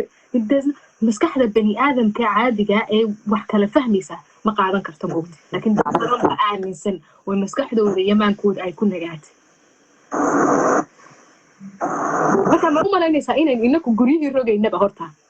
guryaha la leeyahay maaldad baa isfurayo waa la kala tegayo rag iyo dumar baa is haysta iyo adduunka waxa qayla dhaanta dhacaysa inaku miyaynaan rogaynin oo dhaqankeena aanu rogayn dabcan oo dee dhaqanku waxa weeye waa muraayadaha aynu xidhannahay aynu ku aragno inoo sheega waxa khaldan waxa saxan waxa la ogolaya waxaan la ogolayn macaan qofka ku dhiirigeliya ka odhanaya waxaa samee waxaa ha samayn waxaase khatar bay kugu yihiin waxaa ka joog magaranaysaa in dhaqankana waa dhaqankii aan sheegay miyuu ka soo jeedaa oo dee environment kalo dhaqankani ka jawaabaya baahidii yaallay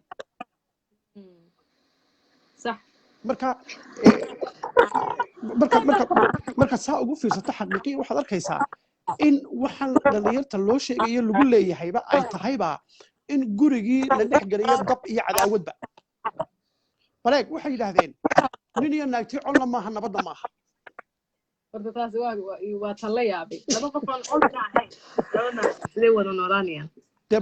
haddaad istiraado ummadaha kale u turjuba kula yaabaya labada qof ama waa nabad ama waa nabad ama waa col eg haddii la khafiifinayo la odhan lahaa eg labada qofee wada nooli way isqaban karaan marmar waa la isdhaafi karaa asxaabtoodaa isqaban kartaa carab iyo labadii dam ayaa isqaniinaa asxaabtaada isqaban kartaan walaalahaba isqaban kartaan qaraabadaada isqaban kartaan waa wax bini aadamka ka dhexeeya labada qofee guriga wada deganada waxba kagama duwana kuwa binaadamka kala mid yihiin marka laakiin iyaga maxaa inta gaar loogula baxay loo leeyahay conna maaha nabad maxaad u odhan weyda saaxiibka conna ma tiidin nabadna ma tiidin yani marna waa isku dhacaysa marna waa heshiinaysaa ama walaalka yani marka mabaadi'dan aynu haysano inakaa ayaa wax rogayaba guryihii rogaya tacadigii horseedaya ragga iyo dumarkaba iyaga yani iskaga dhigay iyagaaba iska horkeenaya dabcan waxaana walaa iskaga horkeenaya ma kutusaya markii waddanka la joogay yani hablaha iyagoo waxaa soo tacadiya lagu hayo oo waxaa loogu sheekeeyey oo ficil loo raaciyey oo markii iyada oo asxaabteedii hablihii la midka ahaayee iskuulka ay wada dhiganayeen malcamada wada dhiganayeenna dhammaantood waxaasaa loo sheegay naa aamusigan baa tahay naa ha hadlin naa saa ha odhan markaasaa intay meel istaagana ururaan iminka waddankan waan tagaa kowdhe ma i rumaysanaysaa naxdinta iyo caradan ka qaaday waxaad arkaysaa hablo dhan oo jaamacad dhigta baladaceebta jaamacad bay dhigtaan markaasaa diintii la baray oo jaamacaddii ay ku jiraan waxaa soo hor istaagaya nin illiterate oo ummi ah oo weligii iskuul gelin dugsi hoose muu gelin diinna dee shaqaba kuma leh qofku haddaanu dee walaal waxba ka akhriyin waxna qorin dee diintiisaad u fahmaysaa ma fahmi karaysid intuu soo hor istaago odhanaya waxaan ka hadlayaa dhaqankii iyo lecture dhaqanka haye uu soo hor istaagaya hablaha waxyaaluhu ugu sheekaynaya haddaad aragto ay aqbaleen oo aanay because waa tan la yidhi dee kama doodi kartaan oo ma hadli kartaan markii horena waxa laga dhaadhiciya ragga lama mid marka waxay u qaadanaysaa mar hadduu ninba yahayba waxa uu sheegaa waxa weeye waa runtii hadday ilaa qof waa la diyaariyey fiidiyogaaga waxaa ku jira nin dhalinyaro ah oo hadlaya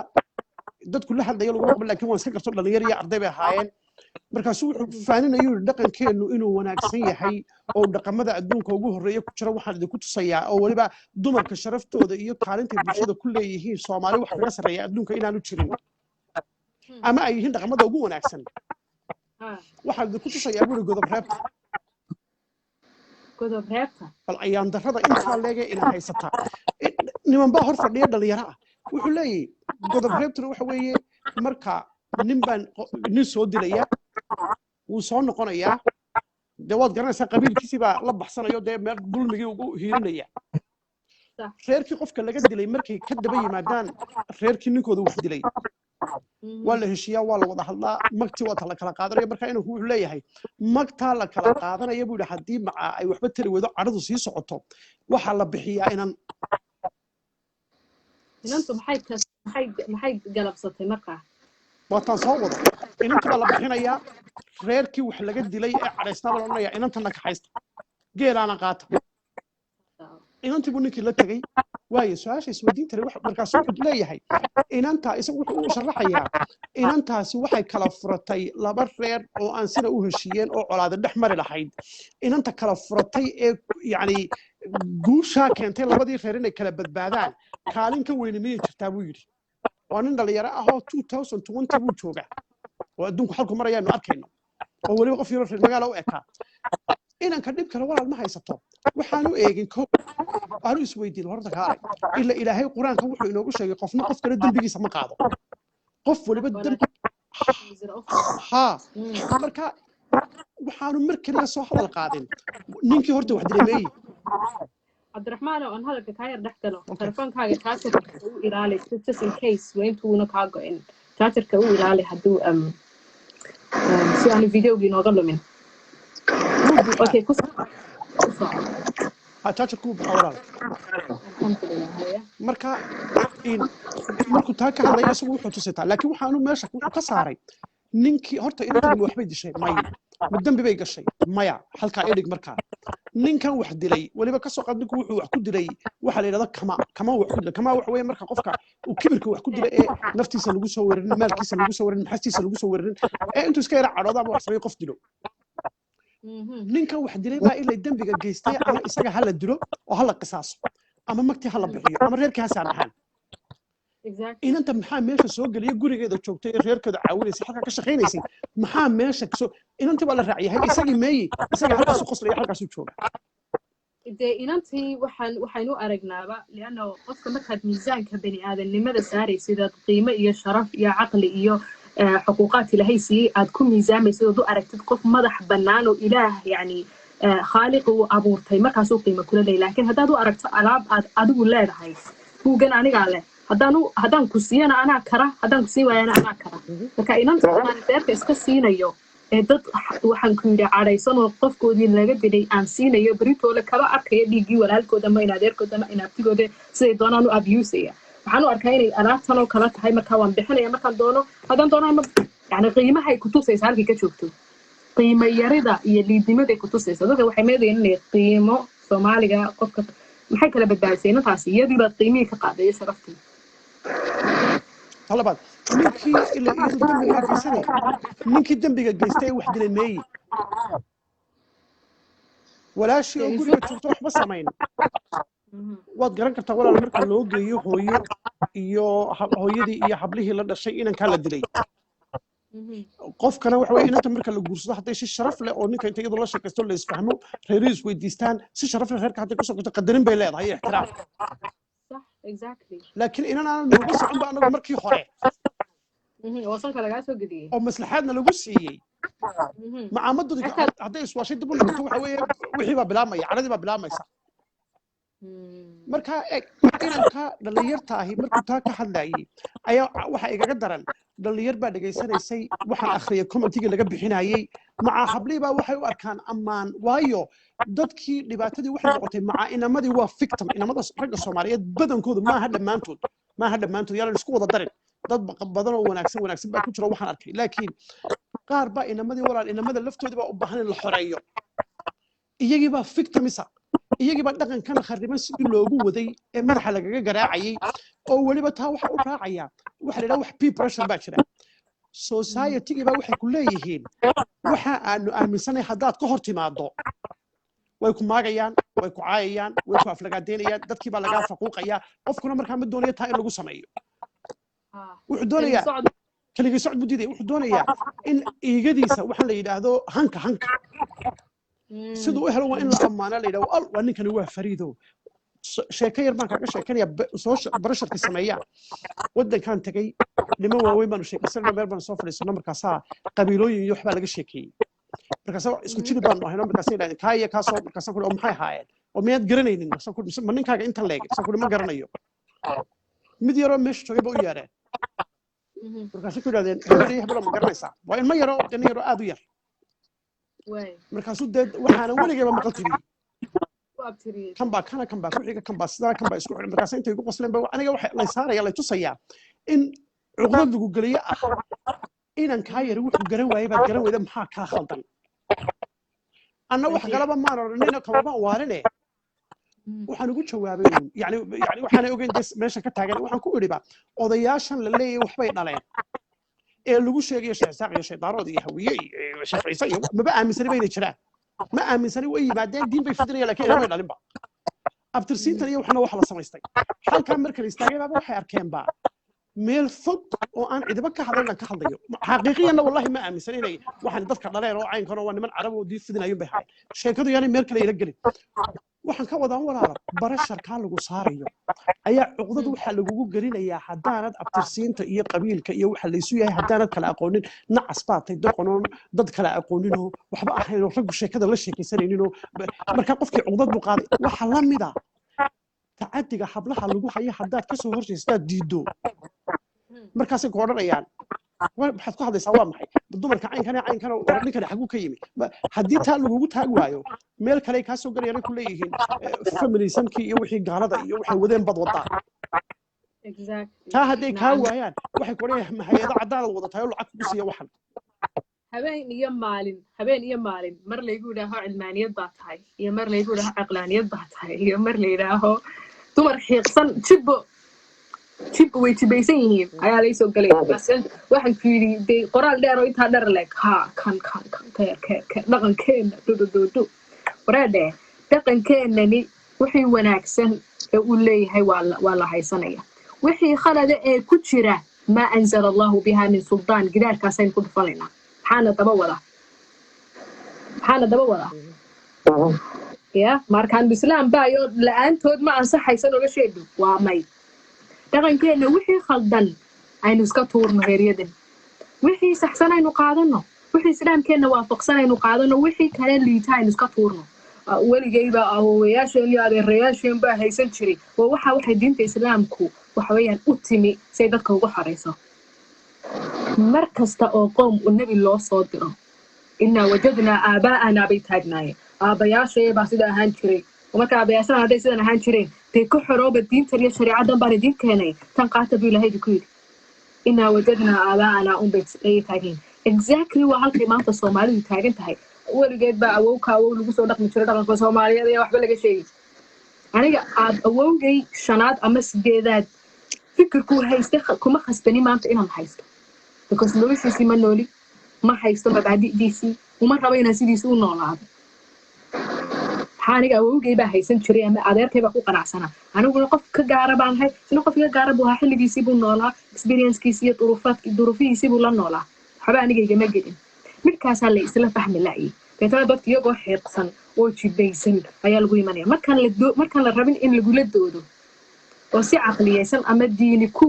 lamaan tahay oo aayad hadduu qofkii hor keenay buu dhahay ilaahay saasuu yidhi nabi maxamed sidaasuu yidhi samicnaa wa atacna waa haddaad sidii saxdaa u fahamtay iskuma khilaafin laakiin awowgay 5aad baa sidaa yidhi oo ka fuqi maayo waan ku dhegsanaanaya wax macnaa aniga ay samaysaa ma jirto marka haddaan kula doodi waayo wayna 100 magac lagu bixiyaa families baa tahay caqlaaniyad baa tahay kan baa tahay diinta diidan tahay balaayad I don't care nabi maxamed calayhi afdal salaatu wa tasliim baa kadaab iyo majnuun iyo saaxir iyo 100 magac lagu lahaa shalay toole isma barbar dhigayo oo barbar dhigmi karo laakiin cid kasta oo wax cusub la timaado oo dadka waxay isku aaminsanaayeen ama ay weligood kusoo noolaayeen ka hor timaada boqol magac in loo bixinayo koleyba diyaar bay yihiin taas anigu diyaar baan u ahay adigu diyaar baad u tahay cid kastoo xaqa ku taagan ama ka hadlayso le waxaan hal la bedelo hal la isla eego waa inay diyaar u noqotaa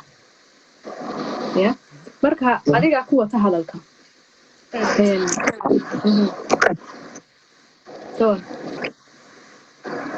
miyaa socda ha horta waxaan doonayaa inaan kelmaddaada yare aad tiri baan doonayaa inay ku noqdo oo aan dhalinyarada la yara hadlo yani saa u hadlaysa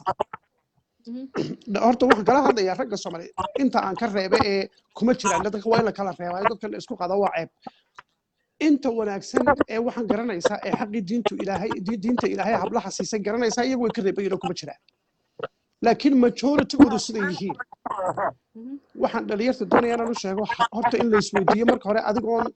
la soo boodin qeyradeennii yarayd ee Soomaaliyeed aynu naqaanay ee qabiilka jibba qabiilkaabaa dadka ku jirta oo haddaad imika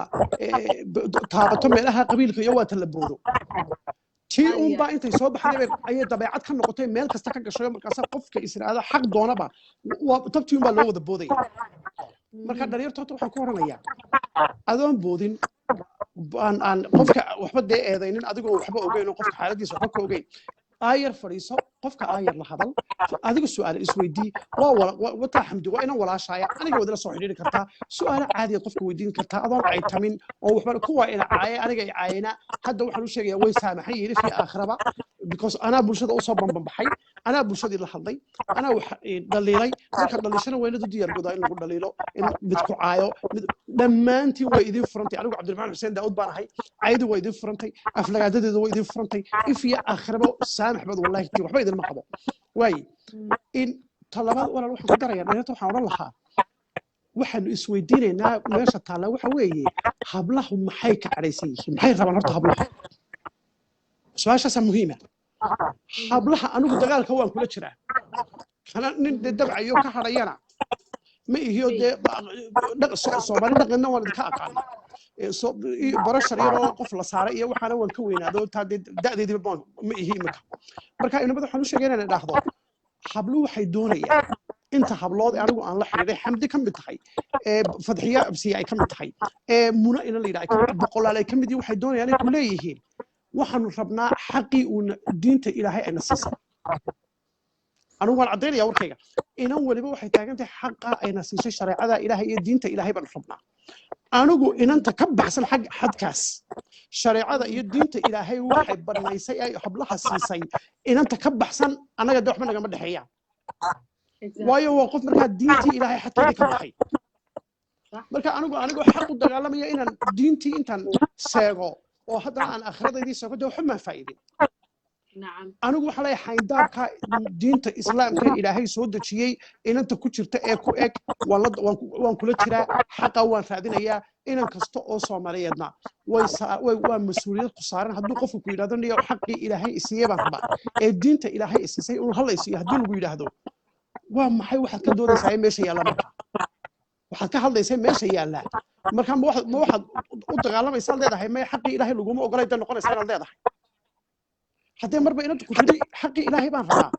dee qof hor istaagi karaa ma jiro qof kastoo hor istaagana waa inaynu ka hortagnaa aakhiradaada ilaasho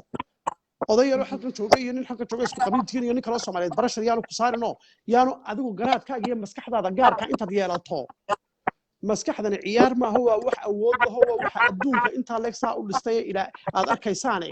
maskaxdaadu yaanay noqonin mid nin kale ku adeegto oo bulsho wax ku shubata yaanay noqonin intaad ku xorowdo ogow hablahani waxay rabaan xaqii ilaahay siiyey waynu u diidnay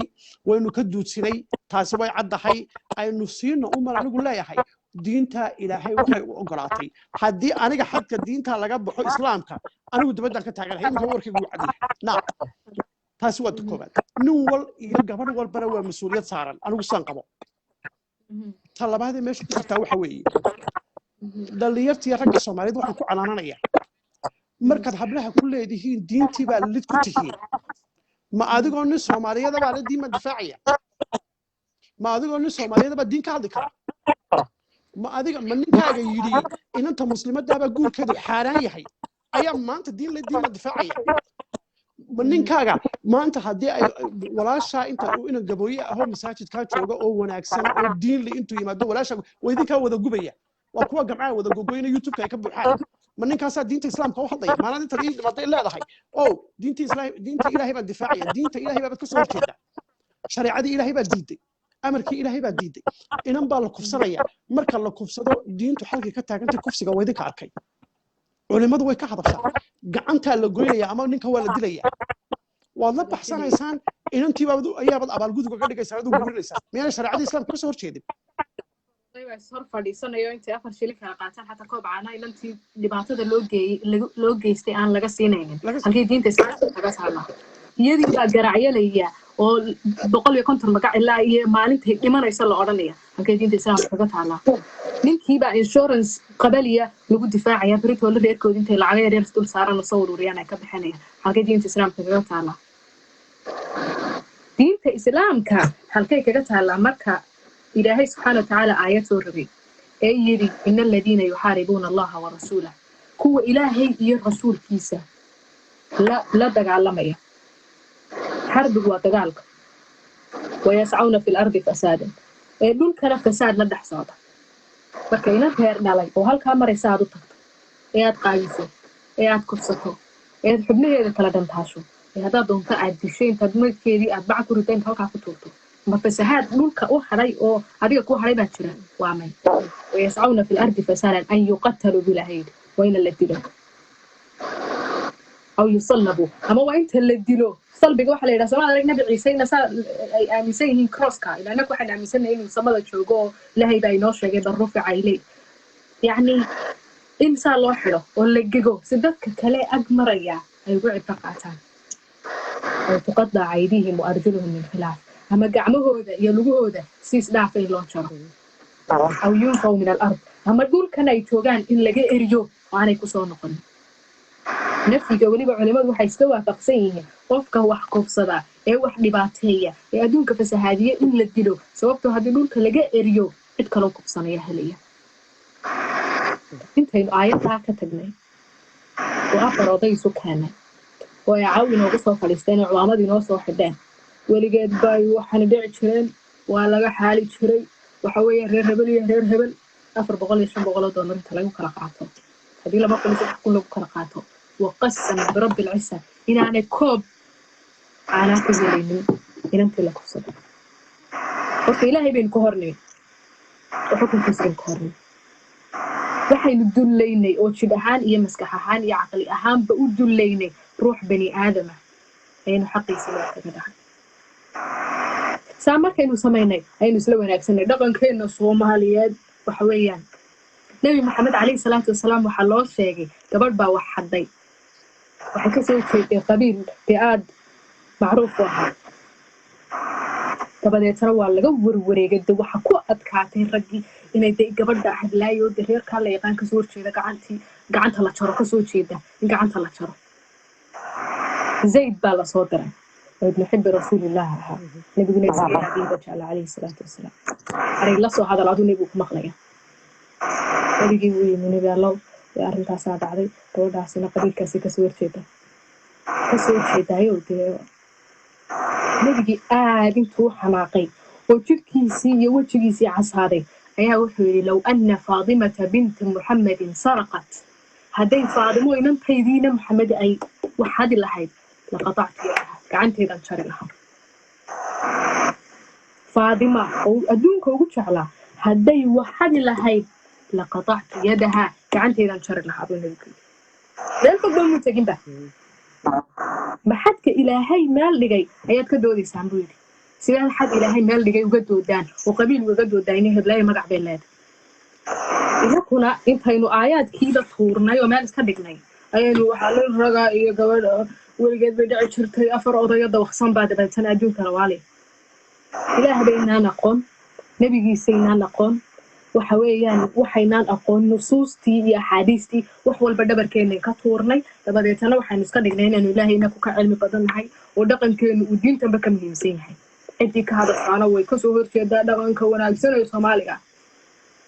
لكن صورنا مكة حصل اللي سكوب خلاف سيء هاي وقف في هذا أفكار اللي سبودية dhaqan kaa liita ee ilaahay ka hor yimi ee nebigiisii ka hor yimi ee aayaadkii ilaahay tuuray ee ummadda isku dulmiyey ee 13 jirka iyo 14 jirka inta la kufsado oo la kookooyo meydkooda wax weeyaan bacaa lagu riday guryahooda hortooda lasoo dhigayo haddaynu saa ku sii soconno inuu ilaahay subxaana watacaala ina rogayo ma muran baa ku jira waa maya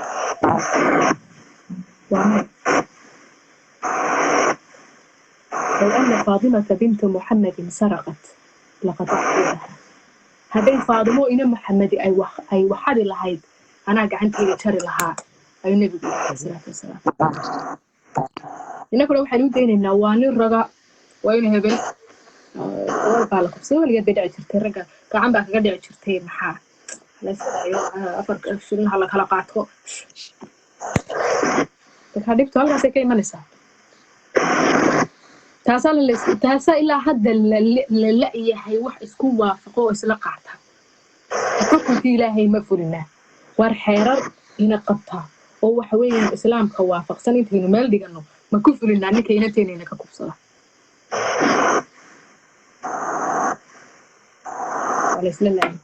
معناتي مركا إنو حكم إلهي إنو كل رقم ويني مد بني آدمنا مال ما ينو ديقان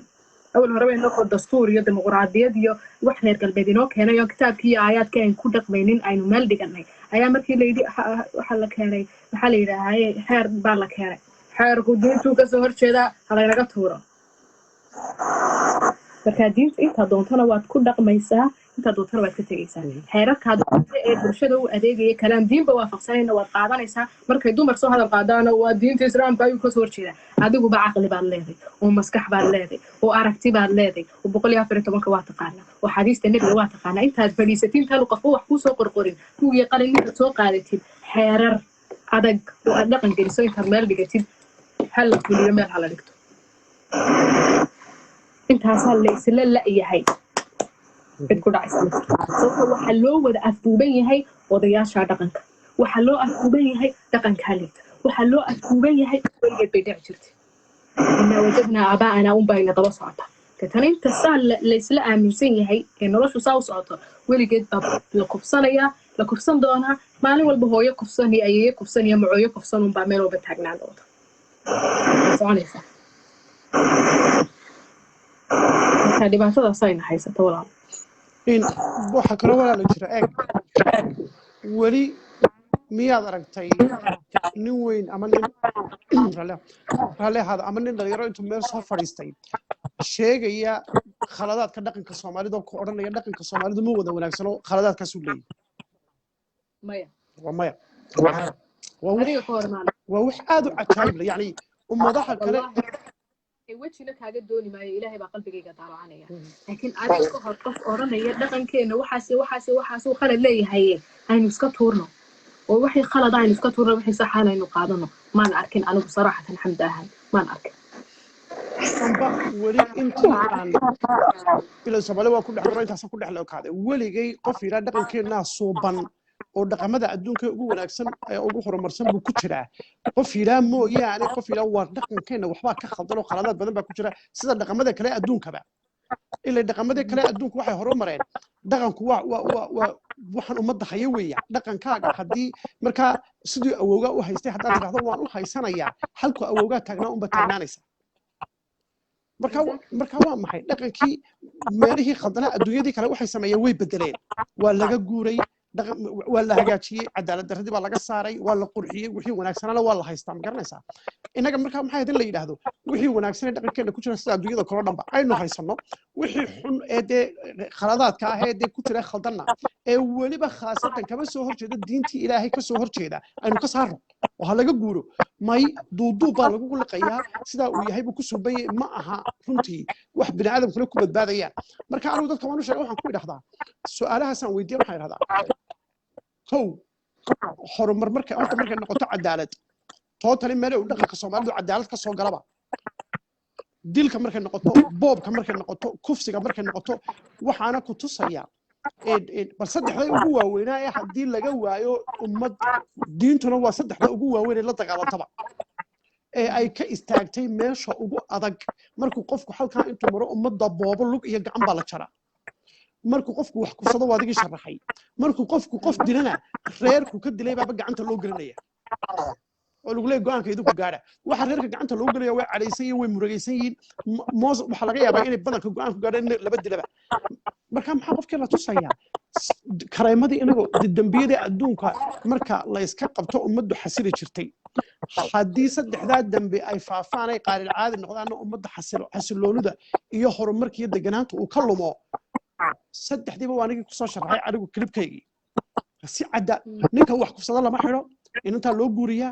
ninka wax dila lama dila ee inta magta laga bixiyo suuqa dhex maraya ka wax boobana hadalkiisa badaa lacagta dib looga bixiyaa isagana hadhowna waa la soo daayaa waa meesha keliya ee ummadaha dunida ku sii yar ee uu ka jira waxa la yidhahdo dhexdeennu argoosiguna wuxuu ku tusayaa argoosigu marna ma yaallo meel ay taallo cadaalad iyo argoosi isma galaanba argoosi waa qof laga dilay oo xaqiisii la siin waayey oo marka intuu cadhooday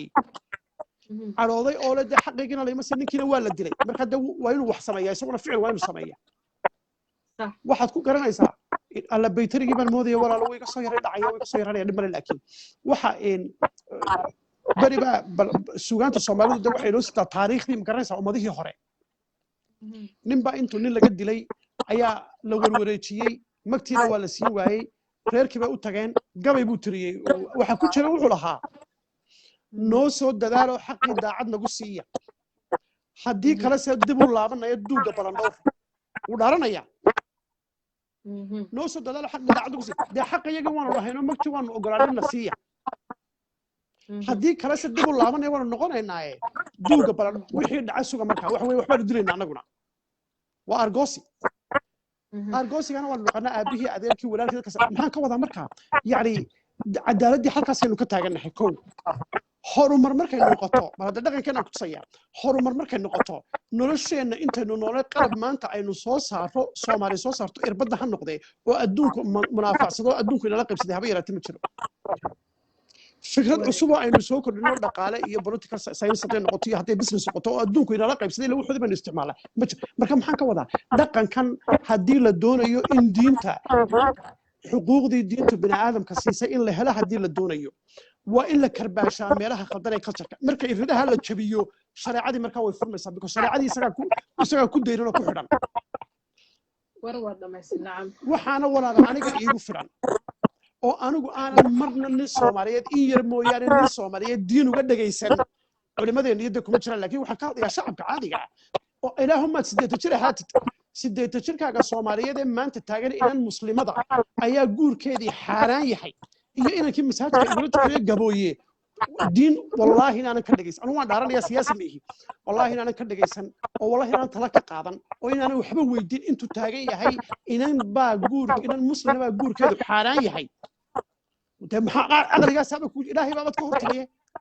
ninka ilaahay ka horyimaa naga wax naga dhaxeeya ma jira marka walaal maxaan ka wadaa waxaan ka wadaa yacni haddii aan habluhuna sida iyana xaqooda u helaan waa in la helaa dhaqankan hortaagan hablaha xuquuqdoodii ee diintii awday ee berigii horena ku odhan jiray inan baa tahay aamus ilaa imka waa lagu yidhahdaa ha haldin habluhu shaaha ma cabbaan habluhu waxaa ma sameeyaan habluhu caynkaa ma sameeyaan astaamaha rag baa u samaystay ta ka sii xun waxaan kusoo gabagabaynayaa inuu walaalo tacadigani noqday wax qoto dheer oo aad u fog oo fogaaday waxaad ku garanaysaa hablihii waxaa la yidhahdaa way internalize gareeyeen baa la yidhahdaa markay qolada ka sheekanayaan political science iyo psychology-ga iyo waxaad ka garanaysaa tacadigaasi inuu yahay mid qoto dheer oo fogaaday hablihii baa aqbalay ismana oga inay aqbaleen aniga wax ku sheegaa marka halka wax ku soo qoro ee arrin dumar ku saabsan aan soo qoro dadka ugu badan ee luuqa iyagoo xeeqsan oo sidaa u ordayay soo galaa waa dumar ليش؟ لأنه واحد هدين لقى داعي ولا شو هلو الدين بيكون قن سواد قاعدين يسا إني كمل لي هيدمر بعد رج واحد كتبه أمين رج بعد دمر واحد كتبه هدية الدمر كدحدو كدعة هي كجبلا كو أي رج دمر كوجيستا صراحة لدرجة واحد قارين كنسوني درada ku dhacday iyo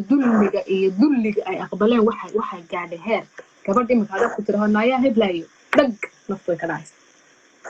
waxay diidaysaa naayaa in lagu yidhaaho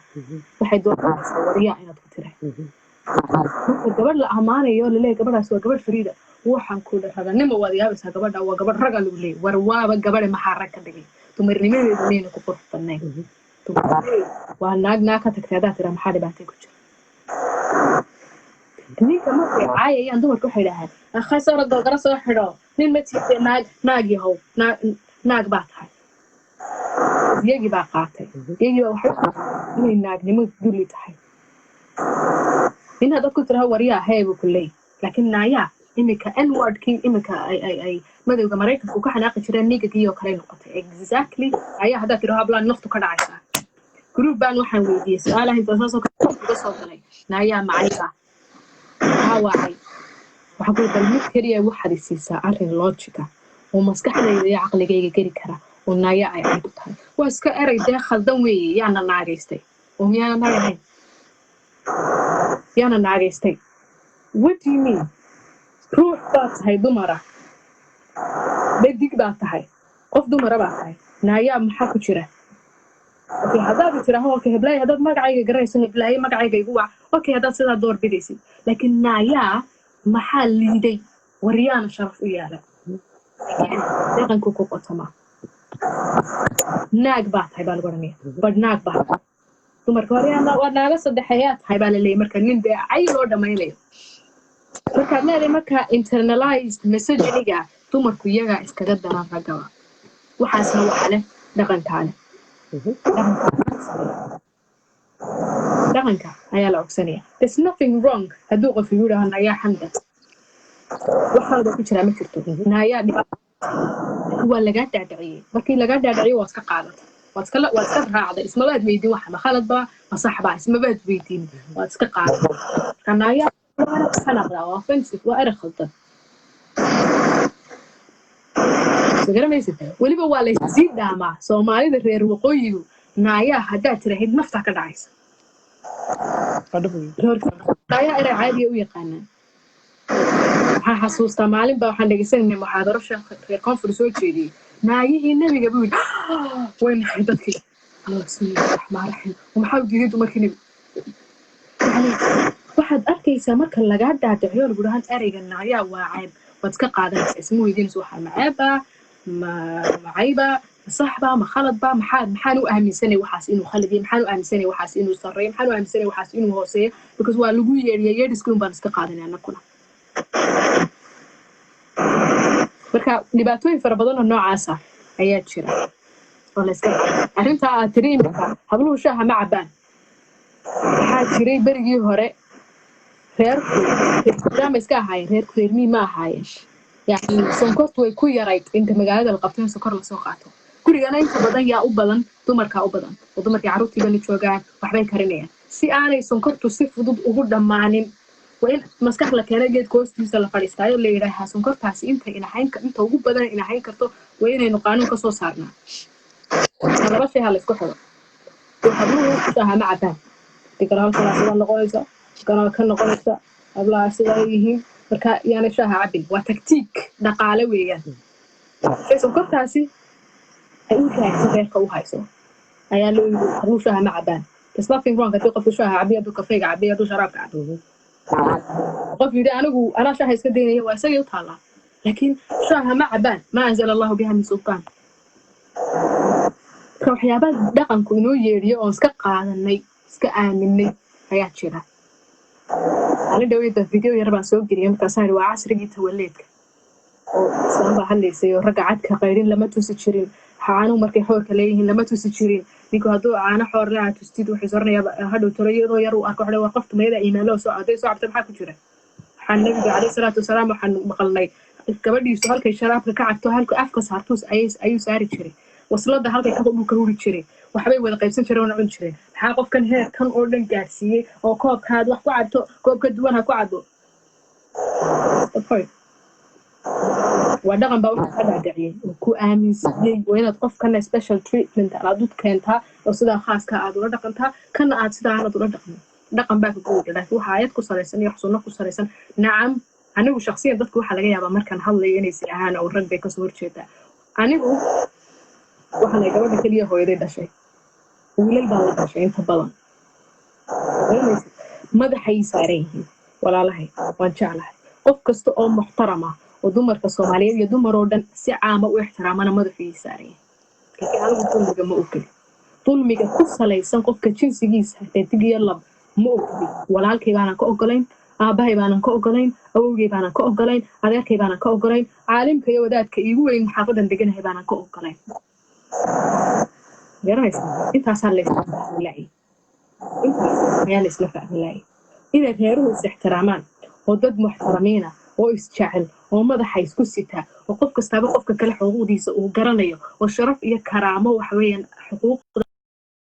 oo beedka iyo guriga muslimka ah foundationka uu yeesho وسيدي الله محمد ريريس ولا دقم جرى الله سولا دقمو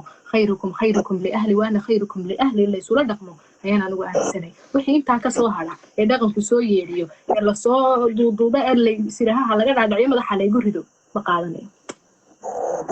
very simple هل كسو يعني بصراحة waxa kala walaalo waa run arrinkaas uu jira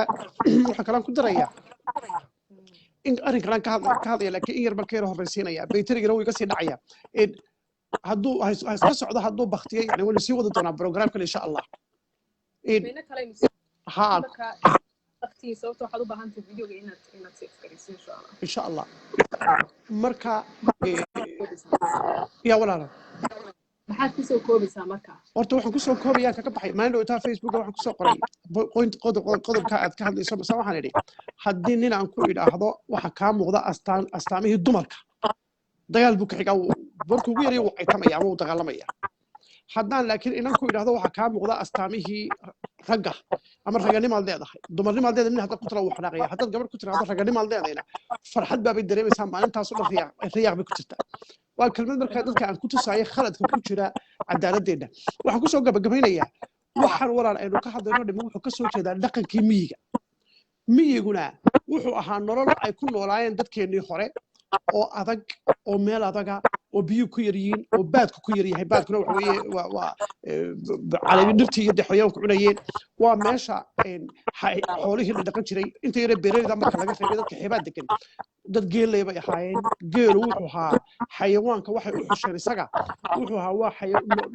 xoolaha kaliya ee u adkaysan jiray gaajada iyo haraadka iyo nolosha adag because meesha lagu noolaba raf ahaa sababtuna wax kale ma ahayne noloshaasi waxba ka bedeli kari waayeenoo qabiil bay isu eryanayeen iyagu dhexdooda taasi marka waa sheeko garan laakiin waxaanu ka wadaa un nolosha adag ay ku noolaayeen ayaa kaliftay in la yidhaahdo raggu ha noqdaan ayaa ragga la dooran jiray because dagaal baa la rabaa wax la dhacaa la rabaa waxbaa lagaa dhacaya waxbaad boobaysaa noloshaasaa markaasaa u dhisnayd habluhuna guryaha in lagu hayo oo la cadaadiyo oo ay waxbaraan ubadka koriyaan maanta tii waa laga soo baxay magaala maanta la joogaa magaaladu uma baahna xoog iyo digdig iyo waan dagaalamaya iyo waxbaan dhacaya uma baahna waxay u baahan tahay aqoon iyo qofku cilmi inuu yeesho iyo maskax iyo xirfad iyo la dhaqan bini'aadam iyo naxariis iyo kalgacal haddaanad lahayn dee bini'aadamkii lama noolaan karaysid marka tii odayaasheenii hore ee haysteenee ahayd ha nixin oo ha jixin oo dadku naxariistu way ku yartay reer miyiga markaad u fiirsato waayo wuu ku khasban yahay nolosha uu ku nool yahay bal isbaa u naxariisan marka laakiin maanta magaalaa la yimi waxbaa la baranayaa diintii baa la baranaya naxariis baa la rabaa waxaa la rabaa cadaalad baa la rabaa sinaan baa la rabaa yani inankii iyo inantii maanta magaaladii way siman yihiin oo adiga dee maanta arkay magaalooyinkeenna marka tagto cidda shaqaynaysa wax qabanaysaa ilaahow caafimaad ha siiya maxamed ibrahim warsamay markuu ka sheekanaya aniguna waan tagaa mar walba ummadda wax qabatay ee shaqaynaysa dibadda maraysaa waa dumarkii waa hablihii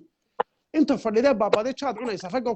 ka soo baxa iilka qaadka markuu hadraawi lahaa waa jaad bay dul fadhiya واي marka wax way fashilmeen ilaa tiimiyiga bay dhaqankii wuxuu ahaaye magaaladii markay yimaadeen bay fashilmeen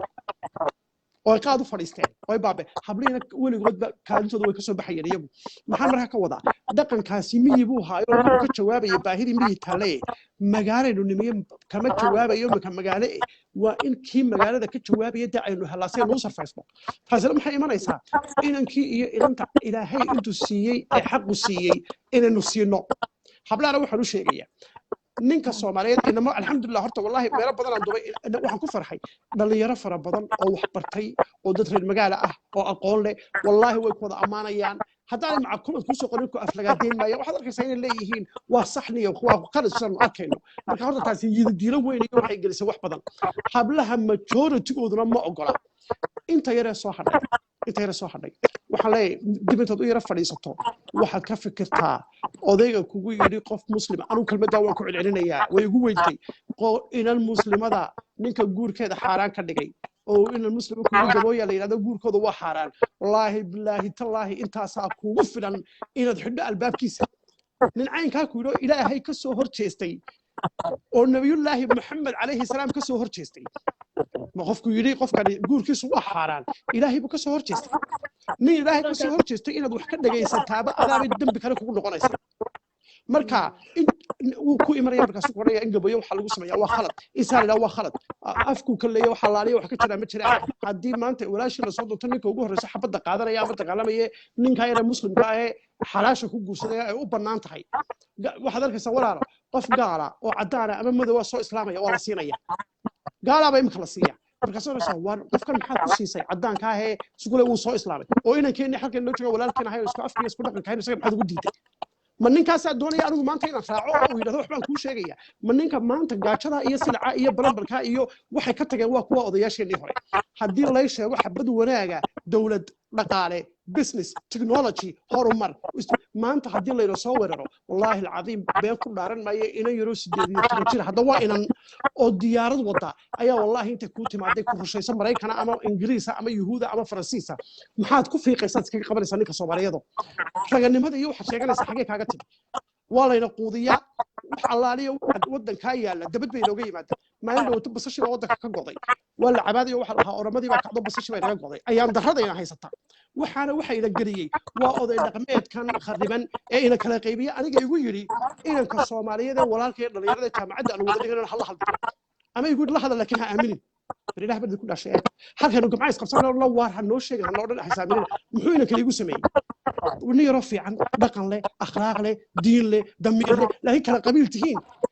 وحلا جسوا لو يصير كان قبيل كتهين يدل لجأ بالوضع له توجع وحنا عيب قبيل يلقوا يسوون لو يسوون عقل جاسا إنها جاي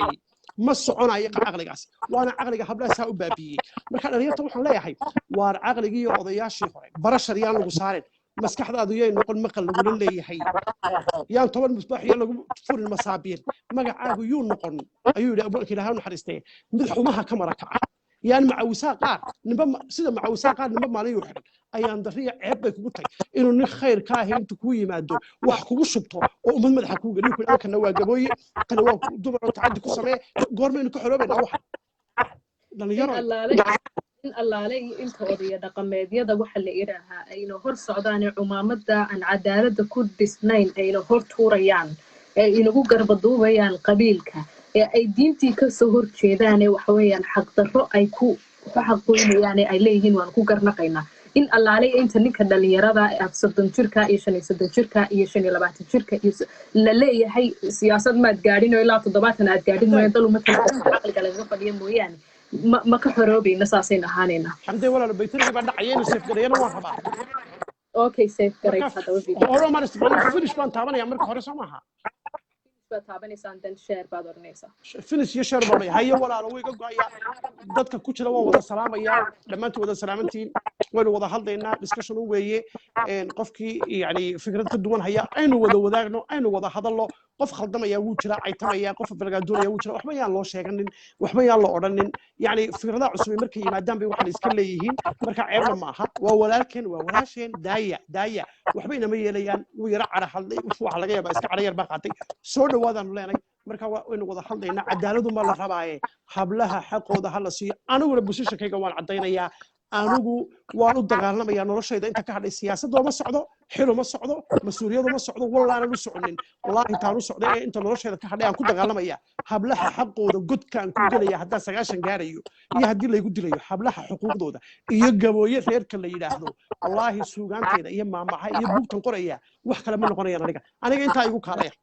xuquuqdaas dulmiga aynu sameynaa fagow intii faga aan wuxuu sheegi karana inaan u sheego aniga halka igu soo dhawaada waad mahadsantiin baytariga baa dhacaya saan u bahalku khasaarin xamday walaal adiguna aad baad u mahadsantahay inoo safgare videogan insha allah Haye finish walaalo. intaad tiraahdo and then insha allah jazakallah khair وإياكم والله. Salaam. السلام.